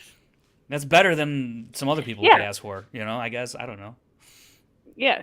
I mean, you could just be another person, but you worked on something like this. Yeah, yeah. I mean, also, I always ask people this because I always find it interesting because I didn't tell anyone in my real life, by the way, for months that I was doing a YouTube show on Schmoedown because I didn't even know how I would approach it. People are like, "What are you doing this weekend?" I'm like, "Nothing. I'm not definitely not filming a show," because then they'd be like, "For what?" And then I'd be like, "This thing called Schmoedown. I'm gonna have to explain." Like, how would you explain to people? Because that was a job for you. How would you like? Here's what I would tell people: you watch Jeopardy? Do you watch wrestling? Imagine Hulk Hogan playing Jeopardy. Instead of wrestling, they answer trivia questions, but not just movie. That's how I would say. Like Yeah. it's Jeopardy meets wrestling. Mm-hmm. What if the Jeopardy players had the personalities of wrestlers and they were answering movie trivia? Like Mm-hmm. that's like the simplest way I could explain it to somebody. Yeah, that's how I would do it. My favorite thing is telling people and then the different reactions that you get. You get people like, "Oh, that sounds really cool," and other people that look at you and they're like, "What?" Yeah, it's a really unique thing. That's for Yeah. sure. Yeah. People be like, "So like bar trivia." I'm like, "But movie specific." But yes, but also no. Just go watch the show. And then I started getting more and more people into it, and then it ended. My friends were like, "What are you doing?" I'm like, "Apparently ending shows. It's fine. It's fine. It's Ending absolutely shows. fine." Yeah, you're That's the harbinger of show death. Yeah, Yeah, apparently. yeah. Apparently. The more people I recommended it to, I think I just inched the Schmoedown closer towards its impending doom. It's Damn, fine. It's damn. fine. Kaiser says that he's got a few people who he won't miss. I'm Saul probably Saul was one the of them. first person. No, no, he is. Oh Apparently boy. Saul and Harloff. He didn't yeah, it's the first one Okay. that came to mind. And Saul apparently the rule book was a real big problem for you guys. Oh, the rule book. You know what? Yeah, I probably won't miss all the rule book banter or discussion or whatnot. Um, we probably should never have made one. Like I don't, but like but you had to if this thing was gonna really blow up and Yeah. become a big thing, because Jeopardy has a rule book, Wheel of Fortune has, all those game shows they have rule books, and you have rule books once money becomes involved, and like you need to have Yeah. that stuff ironed out. And but I think actually working on the rule book committee and really all Wait, the it was a committee. yeah, it was myself, Bateman, Bibiani, PJ, Mara, and then like PLD was in on the other iteration. There was like two different iterations where I think PLD was on the other one as well, like the second time. Um, So you guys would just meet up and try and figure out what rules you so wanted? like the first iteration of the rule book, yeah, we had discussions, emails, and then we had one time we had like like a 3 or 4 hour Zoom call, and just went through like Bibbs. Like honestly, he did like I think maybe the most work, especially writing it all up. Without Bibbs, um, I don't know that the rulebook comes together as smoothly as it did. But Bateman, Mara, PJ, I mean, like they all contributed a lot. I was kind of there. I always saw myself as kind of like, how would I view this as a fan? Mm-hmm. And I mean, sure, certainly I had my opinions on some things, um, and pushed or pushed for or pushed against some stuff. But it was really, when the players are involved and they're creating the rule book, I'm like, it's their game, Yeah, yeah. So it's and absolutely they should fair. have the most input and the most say in it because they know the game way better than I do because I don't play it the way that I don't view it the way they do.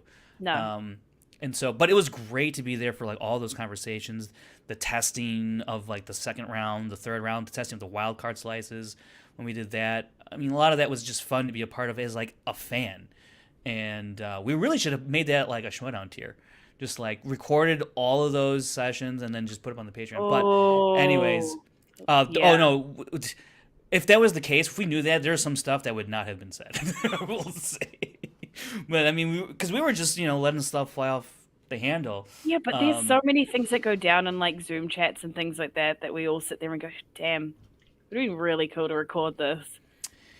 True, but at the same time, we were like, if we were recording this knowing it would have gone out, it would we Oh, would it would not be. have skewed how You it would have it skewed just how changes the things way were. you Yeah, yeah. converse. So yeah.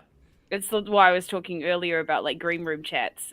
There's things that you'll talk about off camera that you wouldn't really necessarily always say on camera. Unless you're on this show, then I expect everything to be everything to be discussed. There is That no option for an out.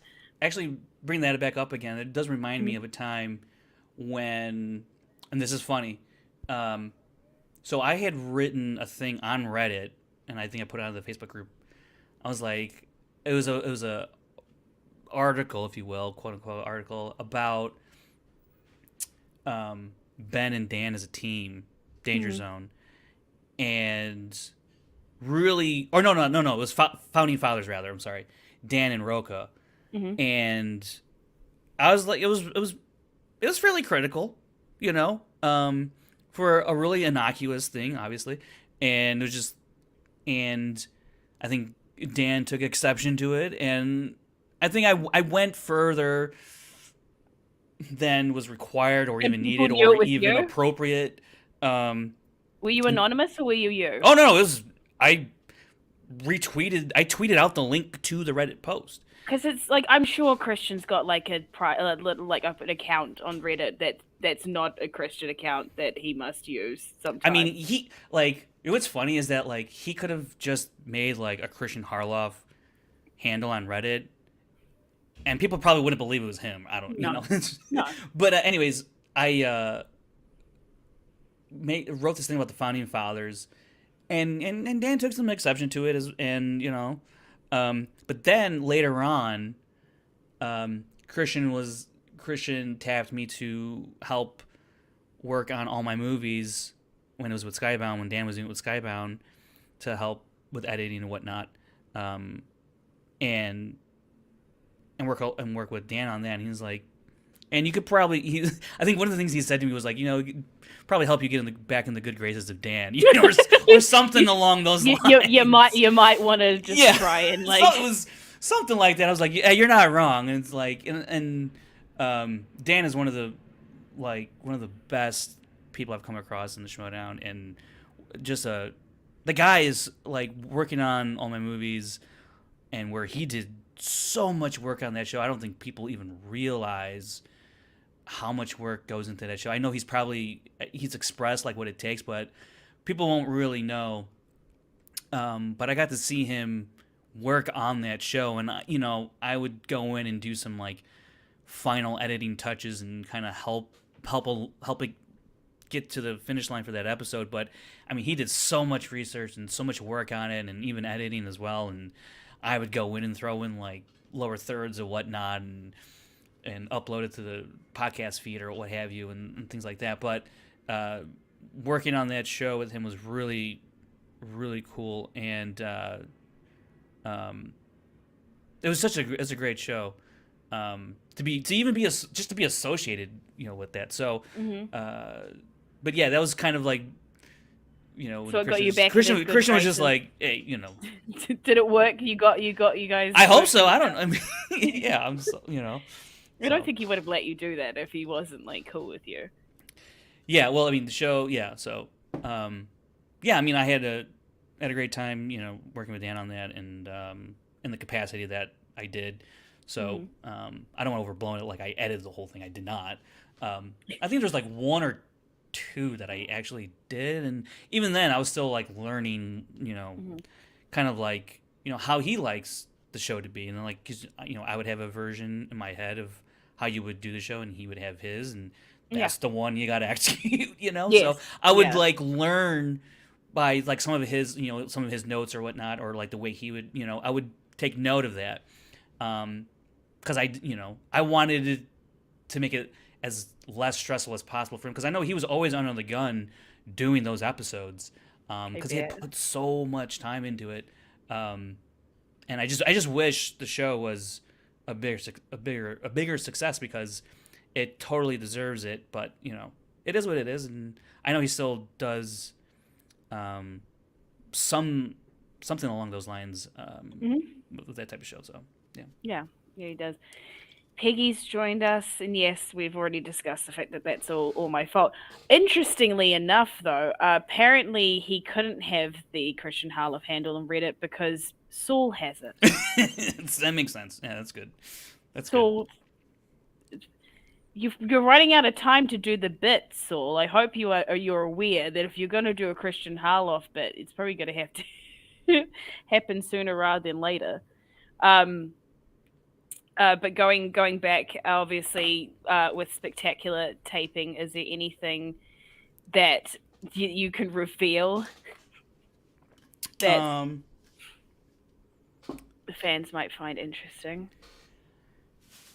So, the answer to that is no. I don't want to reveal anything to the fans because you should not get that from me. Like, you shouldn't. Like, you should if I told you, oh, this happened, that will never do justice the moment or someone's word. Like, that will never, like, so you should not want to know the outcomes. You should not want to know what so and so said. You should not want to know what this happened from somebody. You should want to watch it happen for the first time with your very own eyes.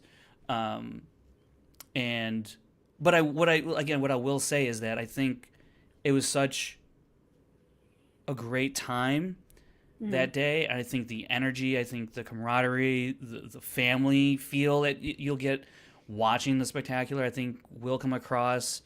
And I think, if you were sad about the Schmoedown ending before, I fully expect those people to even feel more sadness that it's ending. Even people that have been critical of the show, I think can watch this and really sit back and be like, damn, it really was, for all its flaws, and it was not a perfect show. No show is. No. But like, if someone wants to end up, critiquing Spectacular, knock your socks off. Go ahead. It's the last time you're going to get to do it. But why, like... Well, what are they going to have to complain about now? It's not even that. It's just, No, and I get it's like, more so that there are people that just want to be angry for the sake of being angry, and I wonder where they're going to channel that anger once the Schmoedown's gone. Harloff still has a channel, so, they can probably...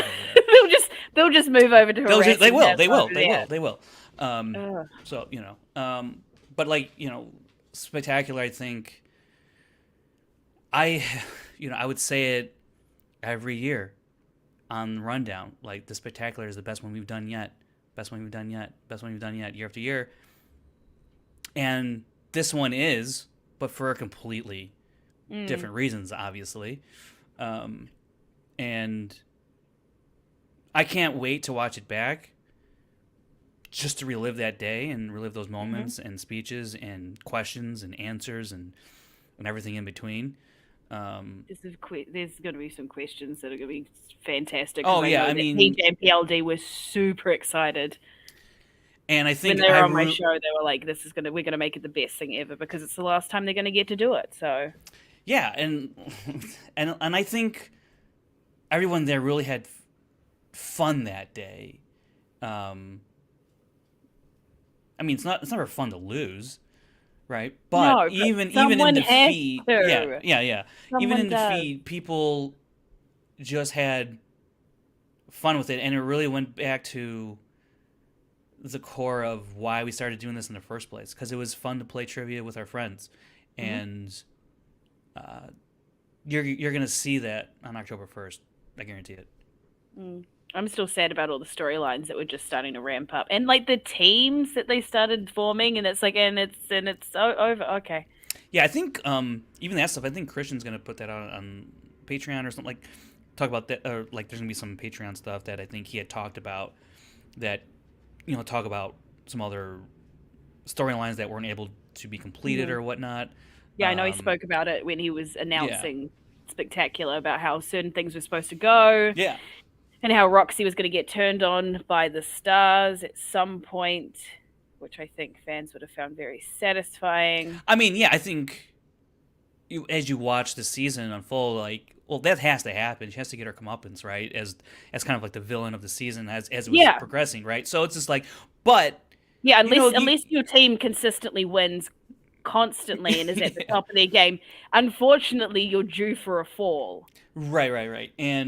And yeah, you can kind of like see the destination of what Roxy's character would have come to, but it's all about how you get there and again the journey. Anybody. Yeah. She's would come to fruition, eventually with her, that she couldn't even trust her own team.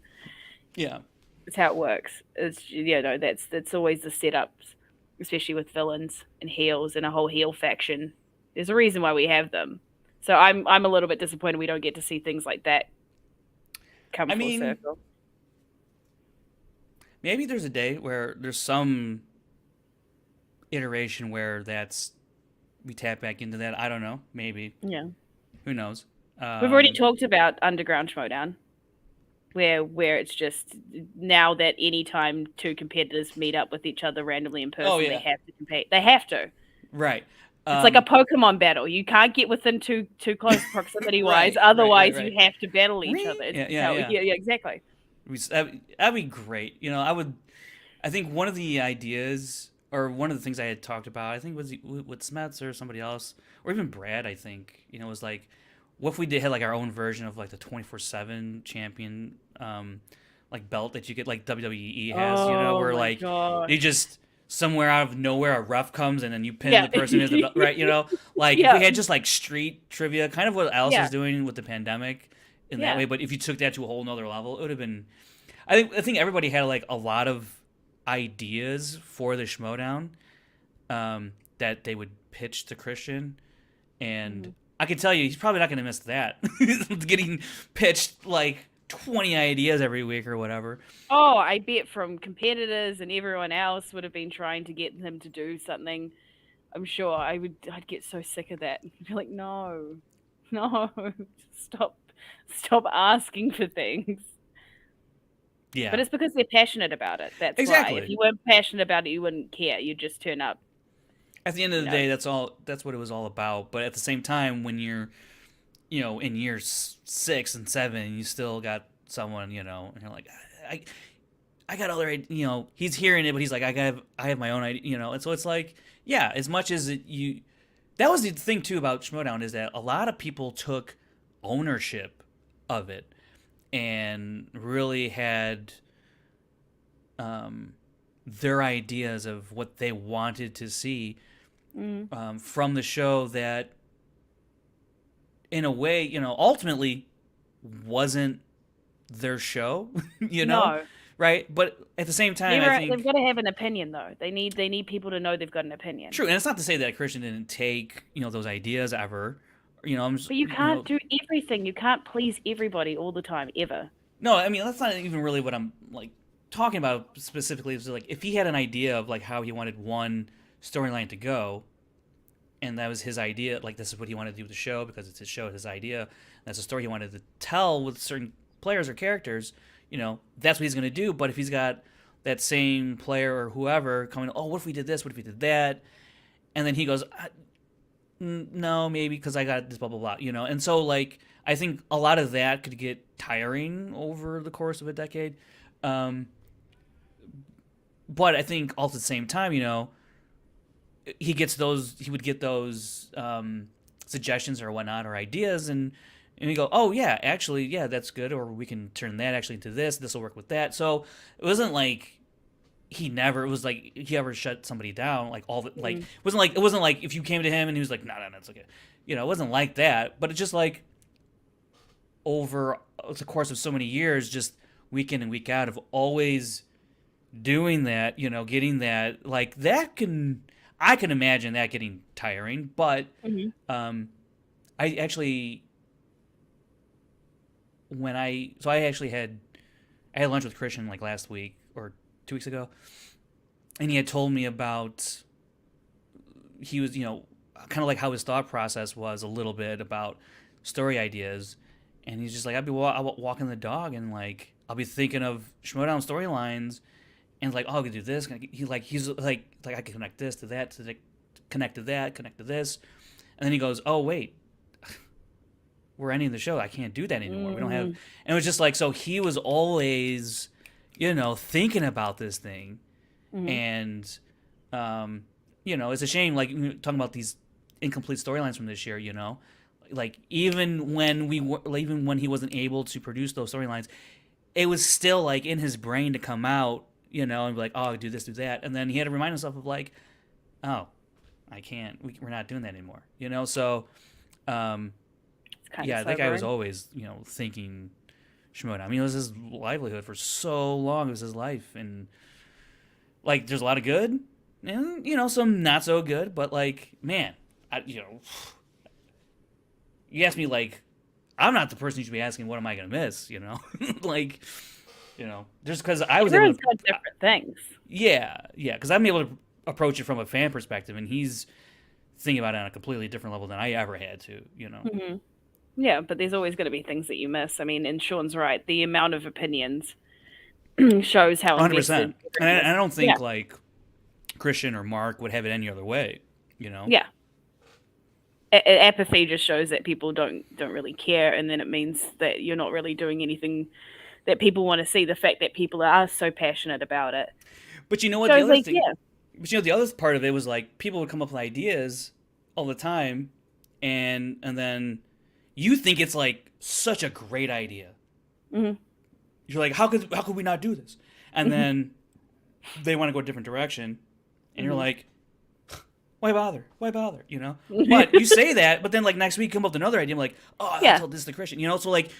Everyone's so invested, like Sean's saying, it's just, even, like, I think me and Kevin, I think we had talked this somewhere elsewhere, but, like, we had pitched, and we knew, like, when we were thinking of this idea, like, we were already too far down the line to, like, even implement this idea, even if Christian wanted to do it. It was just kind of like a faux, like, Intergeekdom tag team match idea where what would happen was, so like Kevin's coming back, right? So like before his match, I think the idea was, Kevin might hate me for this, I don't know, but who cares, right? It's sip or spill. Yeah, exactly. That's the whole point of the show. So we had talked about doing this tag match, and I think it was like Kevin and Chandra would team up as a team, and they'd play another Intergeekdom duo, and then come match day, Chandra would not show up, so they couldn't do the match, and therefore that would ruin the idea of ever doing an Intergeekdom tag team division, and we would blame it all on Chandru. Like, Yeah. he's the reason why it could never happen, because you can never count on people to show up, blah, blah, blah, or something like that. What was it? Oh, Smith, here. We played the first round together. Oh, okay. Yeah. And You what? gotta correct me, man. And then he first round. ditches. Yeah, that's right. That's right. Oh my gosh. Yeah. That's right. Yeah, that's right. That's what it was. You're right. See, I told you my memory is really bad. That's fine. But yeah, it was. We kind of like, we came up with that idea. And we're like, oh, that would be so fun to do. But like, he bails. Chandra bails on Kev, and it's just After it's kind the of first just. run, he ditches. They bicker the whole time. Then he bails, and then you got to play the rest on his own. Yeah, that would have been really interesting. And then Chandra would have taken it like a champ. He would have absolutely taken all the heat. Right. Like and see, like, pro. so, like, we think, like, it's the greatest idea ever. How can we not do it? But, you know, that's not our show. Mm-hmm. And things were already in motion for, Christian already had things planned, whatever. So, but, like everyone would think of stuff like that all the time. So, but then there's all sorts of other moving parts that I'm sure that goes on behind the scenes. Right. Yeah, and Kevin kept, even so, honest, Christian didn't hate the idea, but I think like at the time there was just like no way. There wasn't like time to implement it, even if he wanted to or could or something like that. He just thought back then the first live event would have to be me versus Chandra. Yeah, that's right. Okay. Yeah, and I think like. So, like, you could have differing ideas in terms of, like, how would you want to build up that match? Would you want to build it up over the offseason, Kevin versus Chandru, right? Like, that's the first match back. Or would you have the line of thinking of, all right, let's build up some more heat and, like, build into it, which was kind of like this route as well. So, you could have that opinion, but I still, like, either way, I think it still came out. The match itself, it was all still really phenomenal, and it was just a great time. So, And then Saul's piping in saying, I don't think he hated the idea because a similar idea was going to be recycled this past summer involving him. Okay. Yeah. So there was a whole bunch of moving parts that were happening. That's like the other thing too. Like people come up with ideas, and then Christian's probably already thought of it as well. But he's like, I actually want to do that, but for like some other thing, So it's like, it's just like, so like, I don't want to dismiss it, but like I actually I'm gonna do something else with it. So like that would happen too. Yes, Smets is saying that I'm not overstepping by saying that had the show not ended, there was a chance for me and KO as a team taking on Parker and Chandru at a special Titans. They kind of teased Shannon and Kaiser working together. Yeah. Alas, not meant to be. Yeah. See, things like that, like, it's really sad, but really cool to kind of hear these sorts of things happening. You know what I want to see now that after the Schmoedown ends in October 1st, officially, I want to see so much fan fiction for all these unfinished storylines. You like, as in, like, people writing matches and how they would have played out? Or another kind of fan fiction are you talking about? Oh, no. Like, well, hey, you know what? Whatever floats your boat. But that'd be great if someone started writing, like, we've got writers, people. Yeah, I'm sure we've got people who if they started writing fiction, like matches, how like, the first round, Kevin Smets versus Brandon Hanna. Oh my God, Brandon Hanna's up by 2 on Kevin Smets. The crowd's going insane. They don't know what to do with themselves. Brandon Hanna's never played like this in his entire life. Brandon Hanna goes to spin the wheel. He breaks his arm. Oh my God! Like he's. I mean, then you're not restricted. You're not restricted exactly. to what can actually really happen. You could have so much fun with it. I hope someone does that. Oh my God! A fan crashes the stage. Oh my! What's going? That'd be fun. I mean, Peggy also pointed out the point in case of how invested everyone was, that half the chat is actually surprisingly competitors and managers right now. Yeah. That's. There we go. Yeah. You think I got the time for that? Come on, I have a little time. But what do you like? Come on, you could write. Yeah, you don't like Brandon Hanna being up over you on the first round. That's why it's fan fiction. We all know it would never happen, Kev. Yeah, that's why you have to state right at the very beginning. Oh, hold no, on. you bumped it. He I did warn I me did that this bump would it. happen. Hold on. That Let's if he see. nudged the cable just a Look at- little oh, bit. nasty camera, Just a nasty camera. little bit. The nasty camera. It's fine. We knew there was going to be difficulties in this episode We at some knew. point. We We knew. knew. We knew. We just really like Frank. We do really like Frank.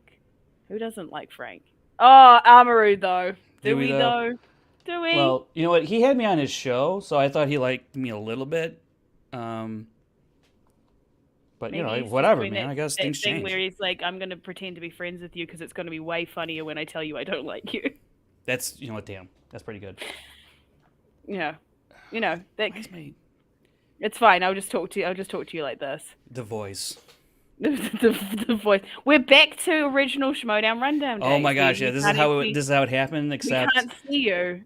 I originally did the show with just my Apple earbuds Did you? and Google Hangouts. Yeah, that's how we did it. Oh my gosh. It was horrible. Oh.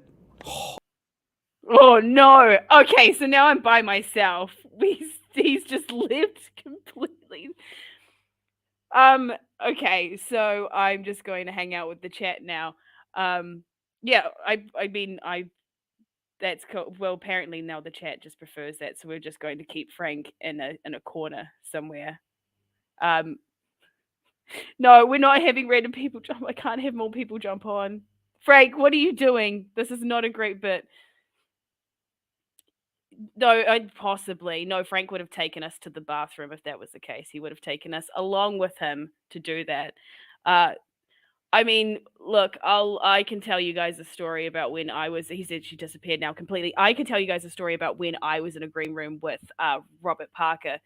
That I am thoroughly aware of the fact that I have an accent in this space that sometimes gets me into interesting situations. There's a number of people that constantly find out that I say things very interestingly. And as we know, Robert Parker is a fan of magic. And I asked if I could see his dick. Turns out that does not sound to you guys like it sounds to me. And that was fun. What a way to come back. And all I heard was, see his dick. That's all. No, that's... dick. Yeah, what did I say? Does not help how many times I'm saying this, does it? But yes, no. So I asked Robert Parker, and didn't get cancelled for it, thankfully, because it was in a green room. But now I've revealed it all here on Sip or Spill. But yes, I did ask to see Robert Parker's dick. D-I-C-K. No, D-E-C-K. Oh, the deck. Yes. Oh yeah. Can I see your dick? He's a fan of Can I magic. see your dick? Fan of magic, and I wanted to, because he was talking about how he's got a whole different range of decks, and I wanted to see them. My lord, this is incredible.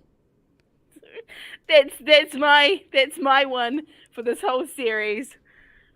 Yeah, I know, Peggy, I should have said playing cards, but apparently that did not come to mind, because here's the thing, is I'm not aware that what I say sometimes, how it sounds to you guys, okay? I did not know how that was going to sound. I was just saying what I thought was appropriate, and it was entirely inappropriate in the chat. Answer Saul's question. Answer Saul's question.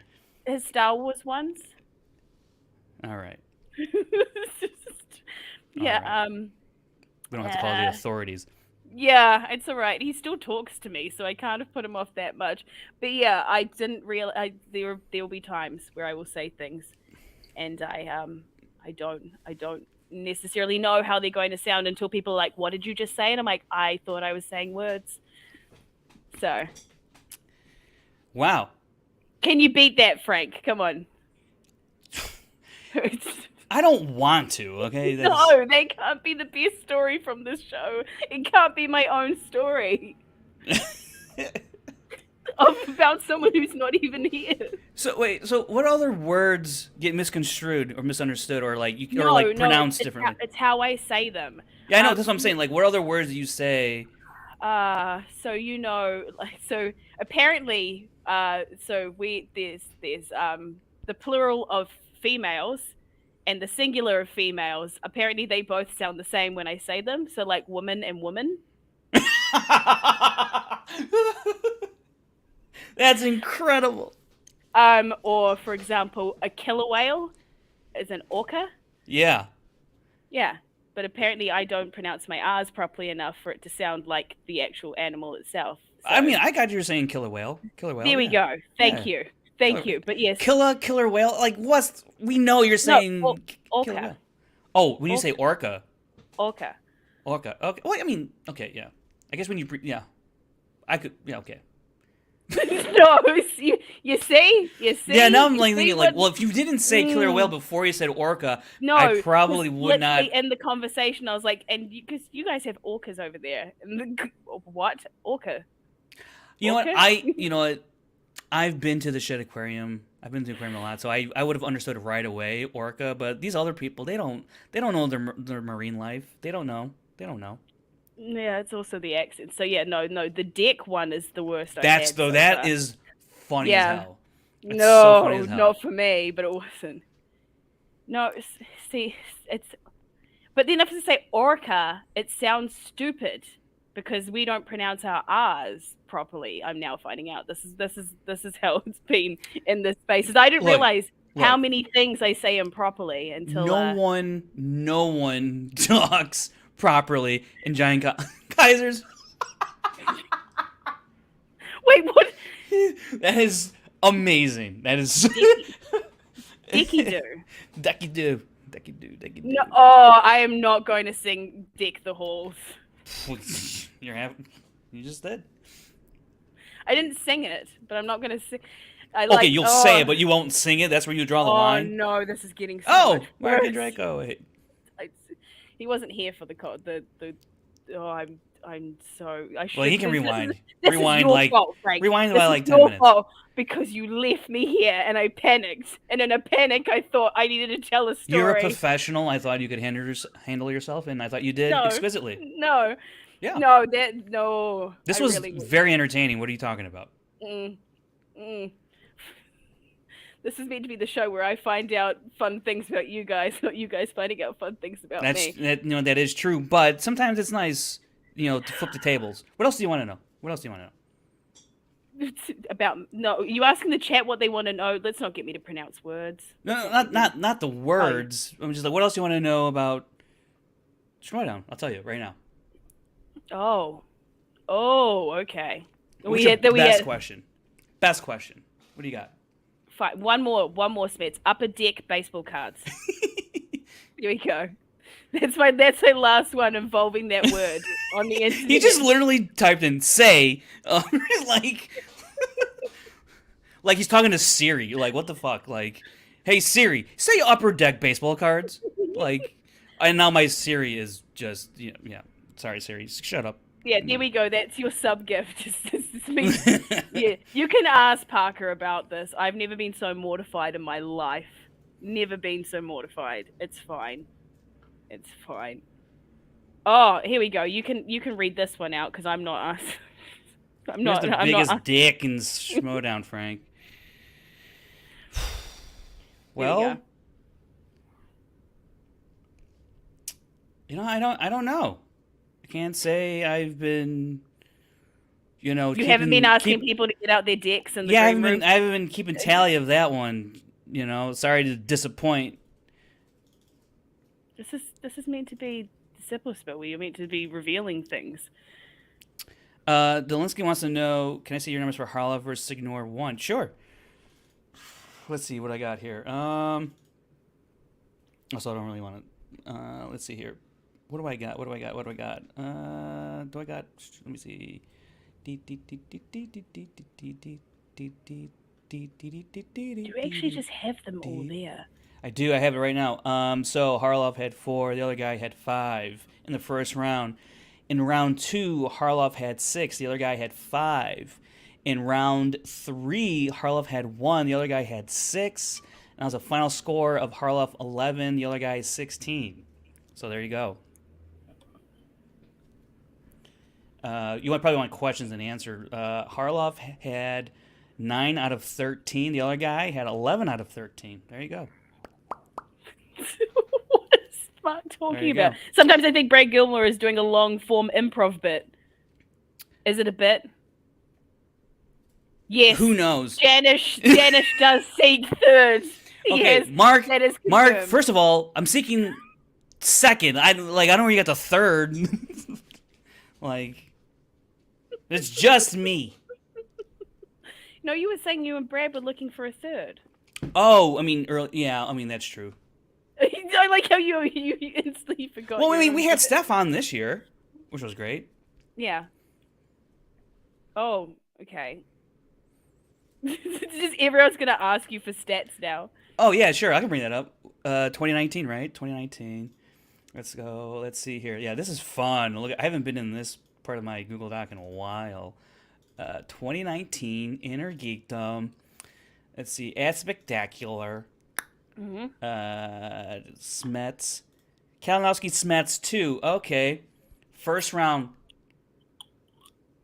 The other guy 7. Smets 11. The other guy 6 in round 2. The other guy 13. In round 3, the other guy 3. Smets 2. In round 4, Kalinowski had 2. The other guy had 3, and then knocked him out.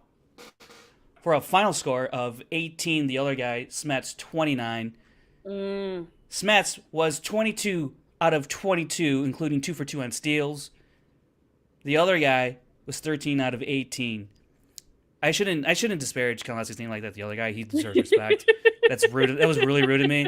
Kalinowski, the greatest Inner player of all time, 13 out of 18. Ooh, you're gonna say that with Smets in the chat? Yeah. Oof.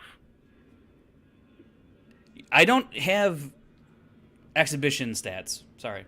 Oh, Kaiser, shit out of luck. I will say this. I do think, though, the exhibition matches probably will show up on the archive channel eventually, sooner or later. Ooh. Yeah. That'll be good. Yeah. I do like me an exhibition match. Dream match. What would your dream match have been if you got to put together? Ooh, a dream match? Mm-hmm. I think I would say a singles match. Mm-hmm. A dream singles match would have been Dan and Sam's. We're already getting that spectacular, but you throw in Marisol, Yeah. Adam Collins, Mm-hmm. and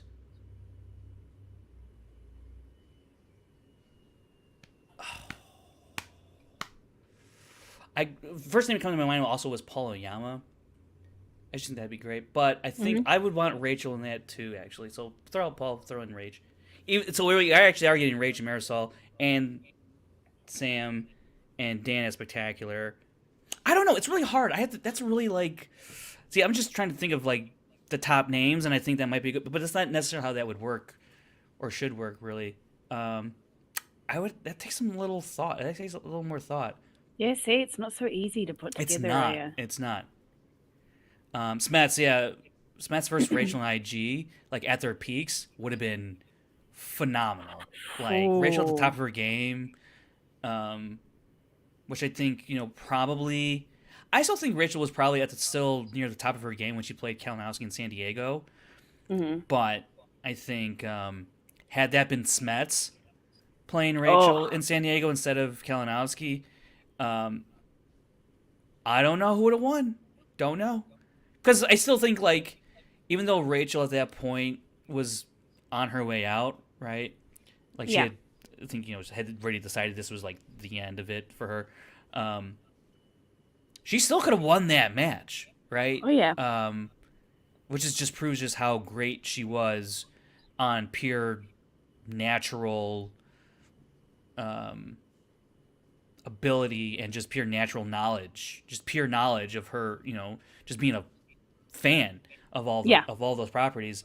She still could have beat Kalinowski. It was still a great match. But if Kev was up there, he would have studied like an absolute maniac. Yes. And Rachel would have known that, so that might have adjusted her approach. I don't know, but that's Kevin's fault for not making that happen. For not making that happen. That's his fault. That's his fault. And he knows that. He knows that. He knows that.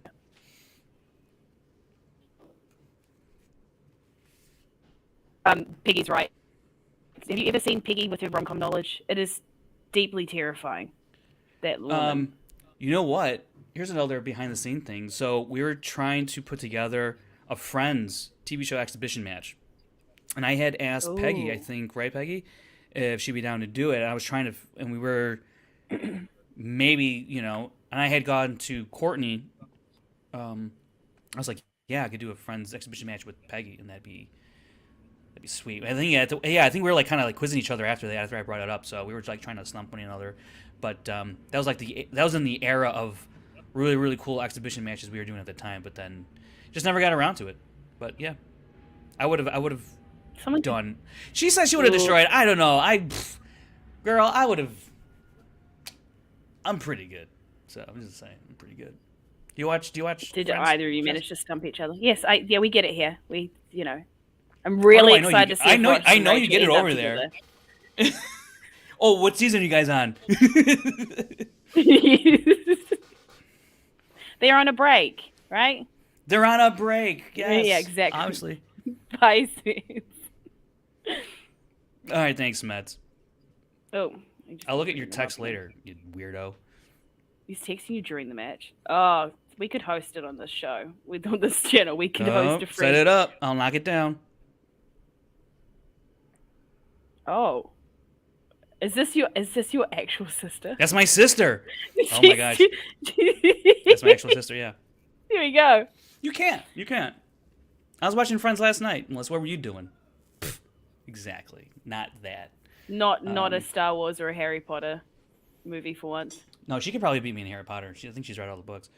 Star Wars, yeah, I'll wipe the floor with her. She doesn't. She's my sister. Come on. that what does that have to do with Star Wars? I don't know. Just because. No, I don't know. So any other behind the scenes things that you can remember from Schmoedown? Anything that you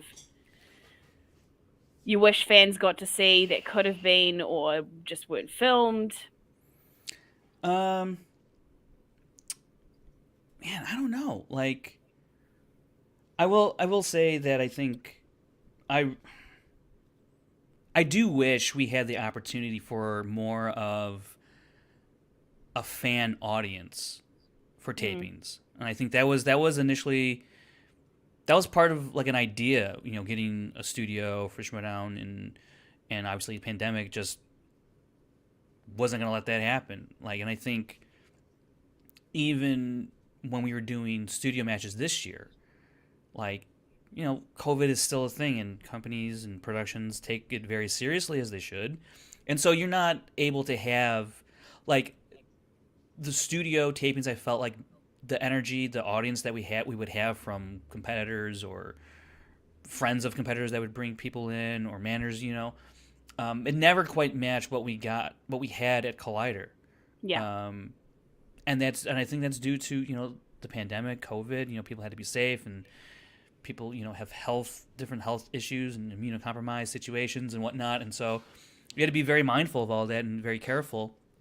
And, I think if,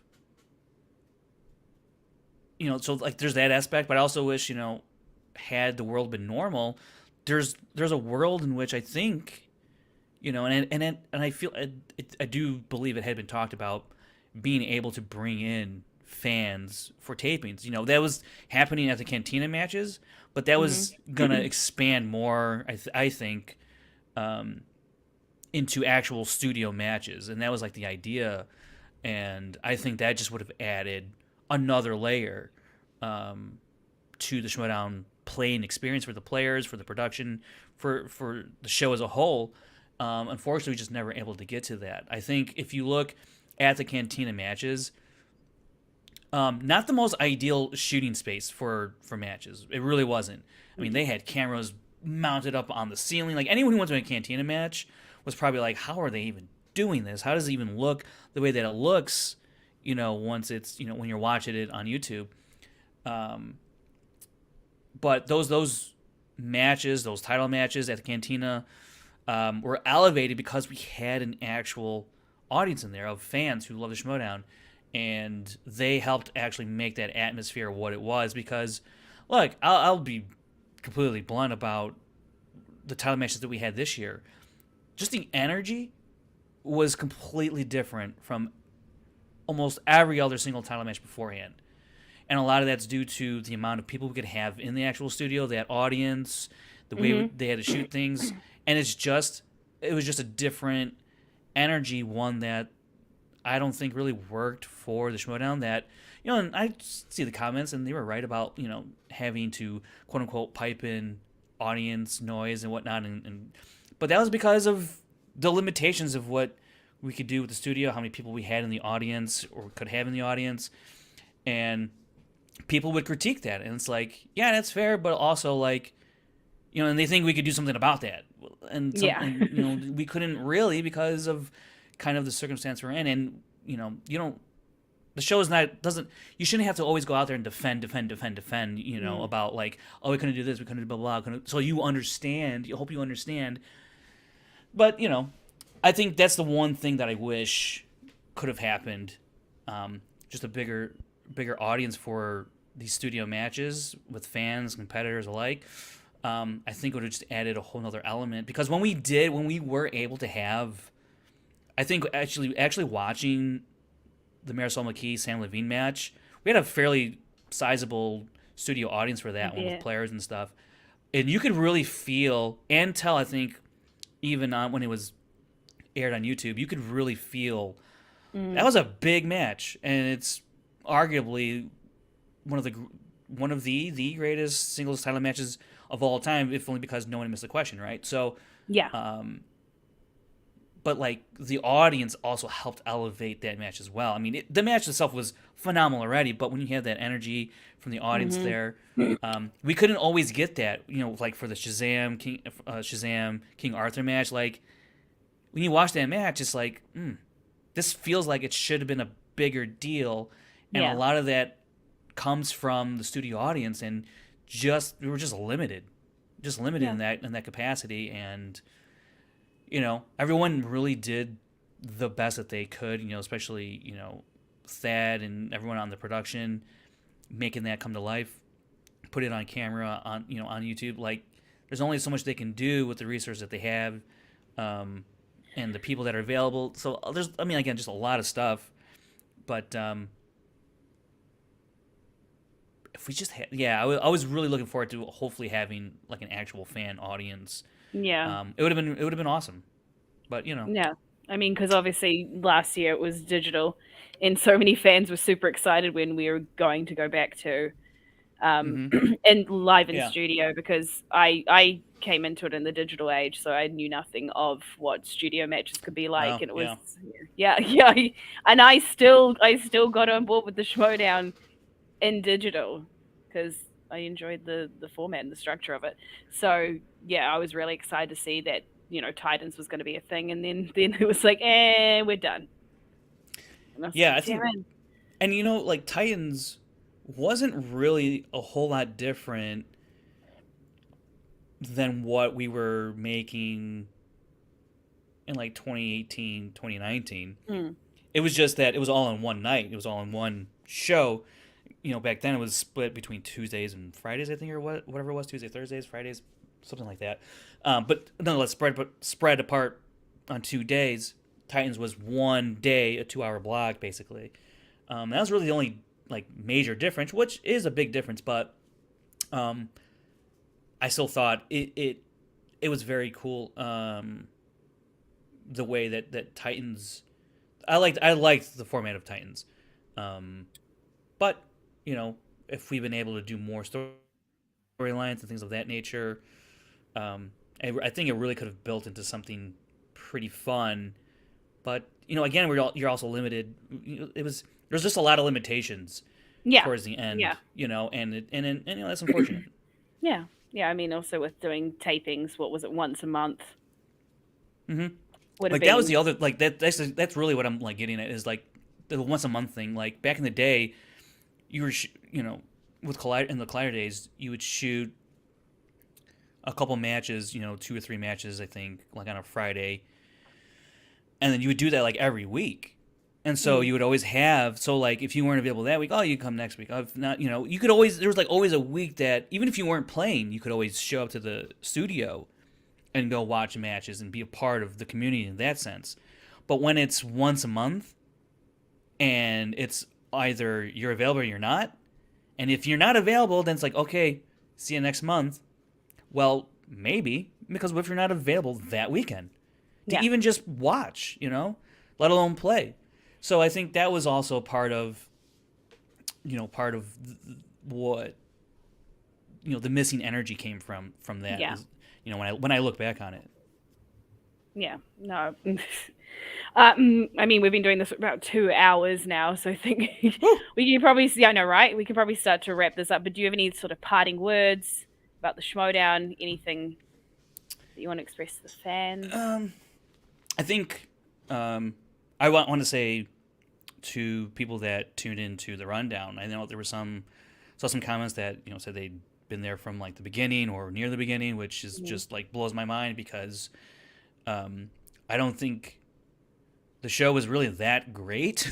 Like looking back on it, in terms of myself, I guess I just talked about myself, but everybody else that was around me, Aaron, Brian Davids, Paul Wolf, Brad Gilmore, when we had Chris Clark when he was editor producer for us for a little while, PLD when he came on to, Steph which came on this year, all those people I felt like help hide any deficiencies I had, and those people really I think all contributed in their own unique way to making that show a fun time for me to do, and I hope it was fun for everyone that tuned in and help build your Schmoedown experience a little bit more fun after watching matches or getting hyped for matches or of that nature. And one of like the best memories I have, and I hate to say it because it only involves me, is when I did like a 3-hour no, I mean I know I hate how this sounds, but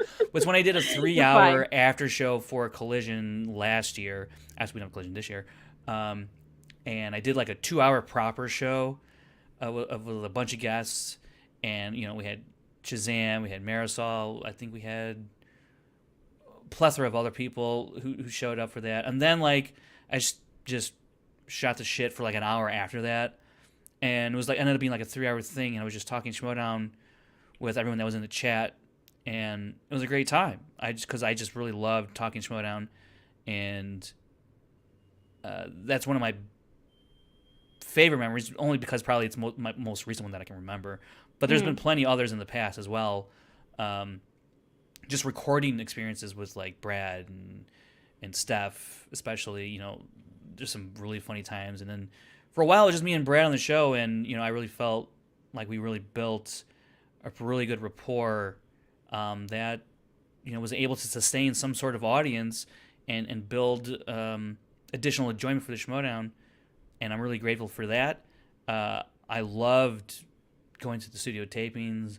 I loved, poring over the stats for all the matches and be able to tell some players, hey, did you know about this? This is what you're doing. I would love to tell players like, hey, you have like the top average in whatever this round, or you have the most points in this round. I loved, like, I think I told Ethan Irwin one time, like, you have the most perfect second rounds of all time by like blah blah blah whatever, and they go, oh wow, it's like really cool for me to just give like these little nuggets of information to people. That was really enjoyable, and again, just like all the friendships I made from this has been really, like, you can't predict that. You can't, even working on it, you don't expect like a lot of these people to become your friends or even acquaintances. No. In some manner. Very very special time in my life for all this, and I suspect for a lot of other people a special time in their lives. But books close, chapters ends, and you move on to the next thing, and I'm sure I'll be seeing a lot of these people elsewhere, and that'll be fun too, and whatever it is. But yeah, October 1st is going to be great. Watching the Spectacular, the last one. Right. Yeah, the last one. I mean, Real weird. I mean, I would like someone should make a prop bet. Who spins the wheel last? Who gets the last spin? Who spins the wheel last? Who gets the last of a lot of things? Yeah, I mean, yeah, because like obviously last match is Dan and Sam, but which one of them He's gonna Ooh. spin the wheel last. Oh. You know? Do you know? Do you know the answer to that? Yeah. Oh. You can place your bets. I was there, but you know what? I think I forget actually. But no, I remember. Really? I remember. You forgetting? Yeah. I remember. You? Is it just me, or is Really your excited. voice being a little crackly, or is it just on my end? Doesn't matter. It's New Zealand internet. This is what happens. It's my internet, probably. So far from No, Zealand it's over probably here. mine. It's this is the digital age of Kiwi Jess. Now everything's just terrible. That's great. I've reached that point for myself. Is just everything's bad. Oh, it's all fixed now. Okay. Sounds better. What? Actually, Is it you're all fixed? talking Oh, about good. it. Anyway, that doesn't matter. It doesn't matter. Everything's just gone to crap now. I don't know. Yeah, first you leave me, and I have to say it wasn't by stories that I don't want choice. to tell on the internet. You make it sound like I did it feel on like I was purpose. set I up did for this. not. No, I just panicked. And I started saying things, and then my brain went, "You shouldn't tell that story." And my brain went, You just- "Yeah, doing it." You just decided to tell the deck story. We're doing it Right. live. Yeah, exactly. Like that's your go-to Exactly. story. Like, it's your go-to panic stories. Like, I say deck and dick And weird. No, it's the I don't only know what way to it do. works is in this space, because in my real life we say dick the same way, so no Yeah, one would that's- get that. But that's my panic story in this space, because I only realized because people were like, "What? What did?" Well, when you come just to say America about and you're in an parking? awkward situation, and you don't know what to do, I It's recommend instant. Hey, to you wanna hear not. about the time Don't. I asked a guy in a professional setting if I could see his dick. Yeah, I would steer clear of that. That's. I'm gonna get done for sexual harassment in your country. I don't know. Actually, then again, how often is the word dick gonna come up for me? Probably not, right? Don't hang out at the house. It depends. It depends what part of the country you go to. It depends. Just don't go into any magic places with magic. Don't go to a casino. Just steer clear. Yeah, don't do that either. Yeah. No. Okay. Well, on that note. Great note. This is a great place to end this. It's back on my story. Thanks for joining me, Frank, Thanks for having and me. then briefly leaving me. Thanks to the audience for tuning in. Is there anything you want to plug? Anything that you're got going on? I will say stay tuned or subscribe to that movie trivia Schmoedown archive channel. Yes. As Christian had talked about in a previous video some time ago, a couple weeks ago, matches will be airing over there, and rundown with, we'll that'll be happening. Mm-hmm. We're still working out the finer details, which I still also need to communicate to Christian. He emailed me earlier in the week, and I haven't gotten back to him. And if he's watching this, sorry. Still figuring that out, but that'll be coming back in some shape or form, which I'm pretty excited about because I didn't think that would happen again. But yeah, stay tuned over there because also on that channel, the archive channel, it's going to be the older matches are moving over there, sure, but there'll be some other supplemental content over there as well. So especially if you're like a hardcore Schmoedown fan, definitely make sure you're subscribed to that. Mm-hmm. And the idea again, moving matches over to that channel and airing them on that channel is that it finds another audience, because if they just sit on the Schmoedown channel itself, that's it. They just sit there. Yeah. So it doesn't pump into the algorithm. I know Christian's talking about this, but it makes sense. So if you love the Schmoedown and want to see it continue in some form or fashion, I would highly recommend and implore you to subscribe to that channel if you're not already. Mm-hmm. I know I kind of sound like a shill, but hey, do you love the Schmoedown or do you not love the Schmoedown? I don't know what to tell you. Yeah, right. So, if you don't love the Schmoedown, I don't know why you're watching this show. Yeah, honestly, why you're not? Yeah, if you're watching this, you should be subscribing to that channel. Come on. So yeah, that's all I got. Oh, follow me on Instagram.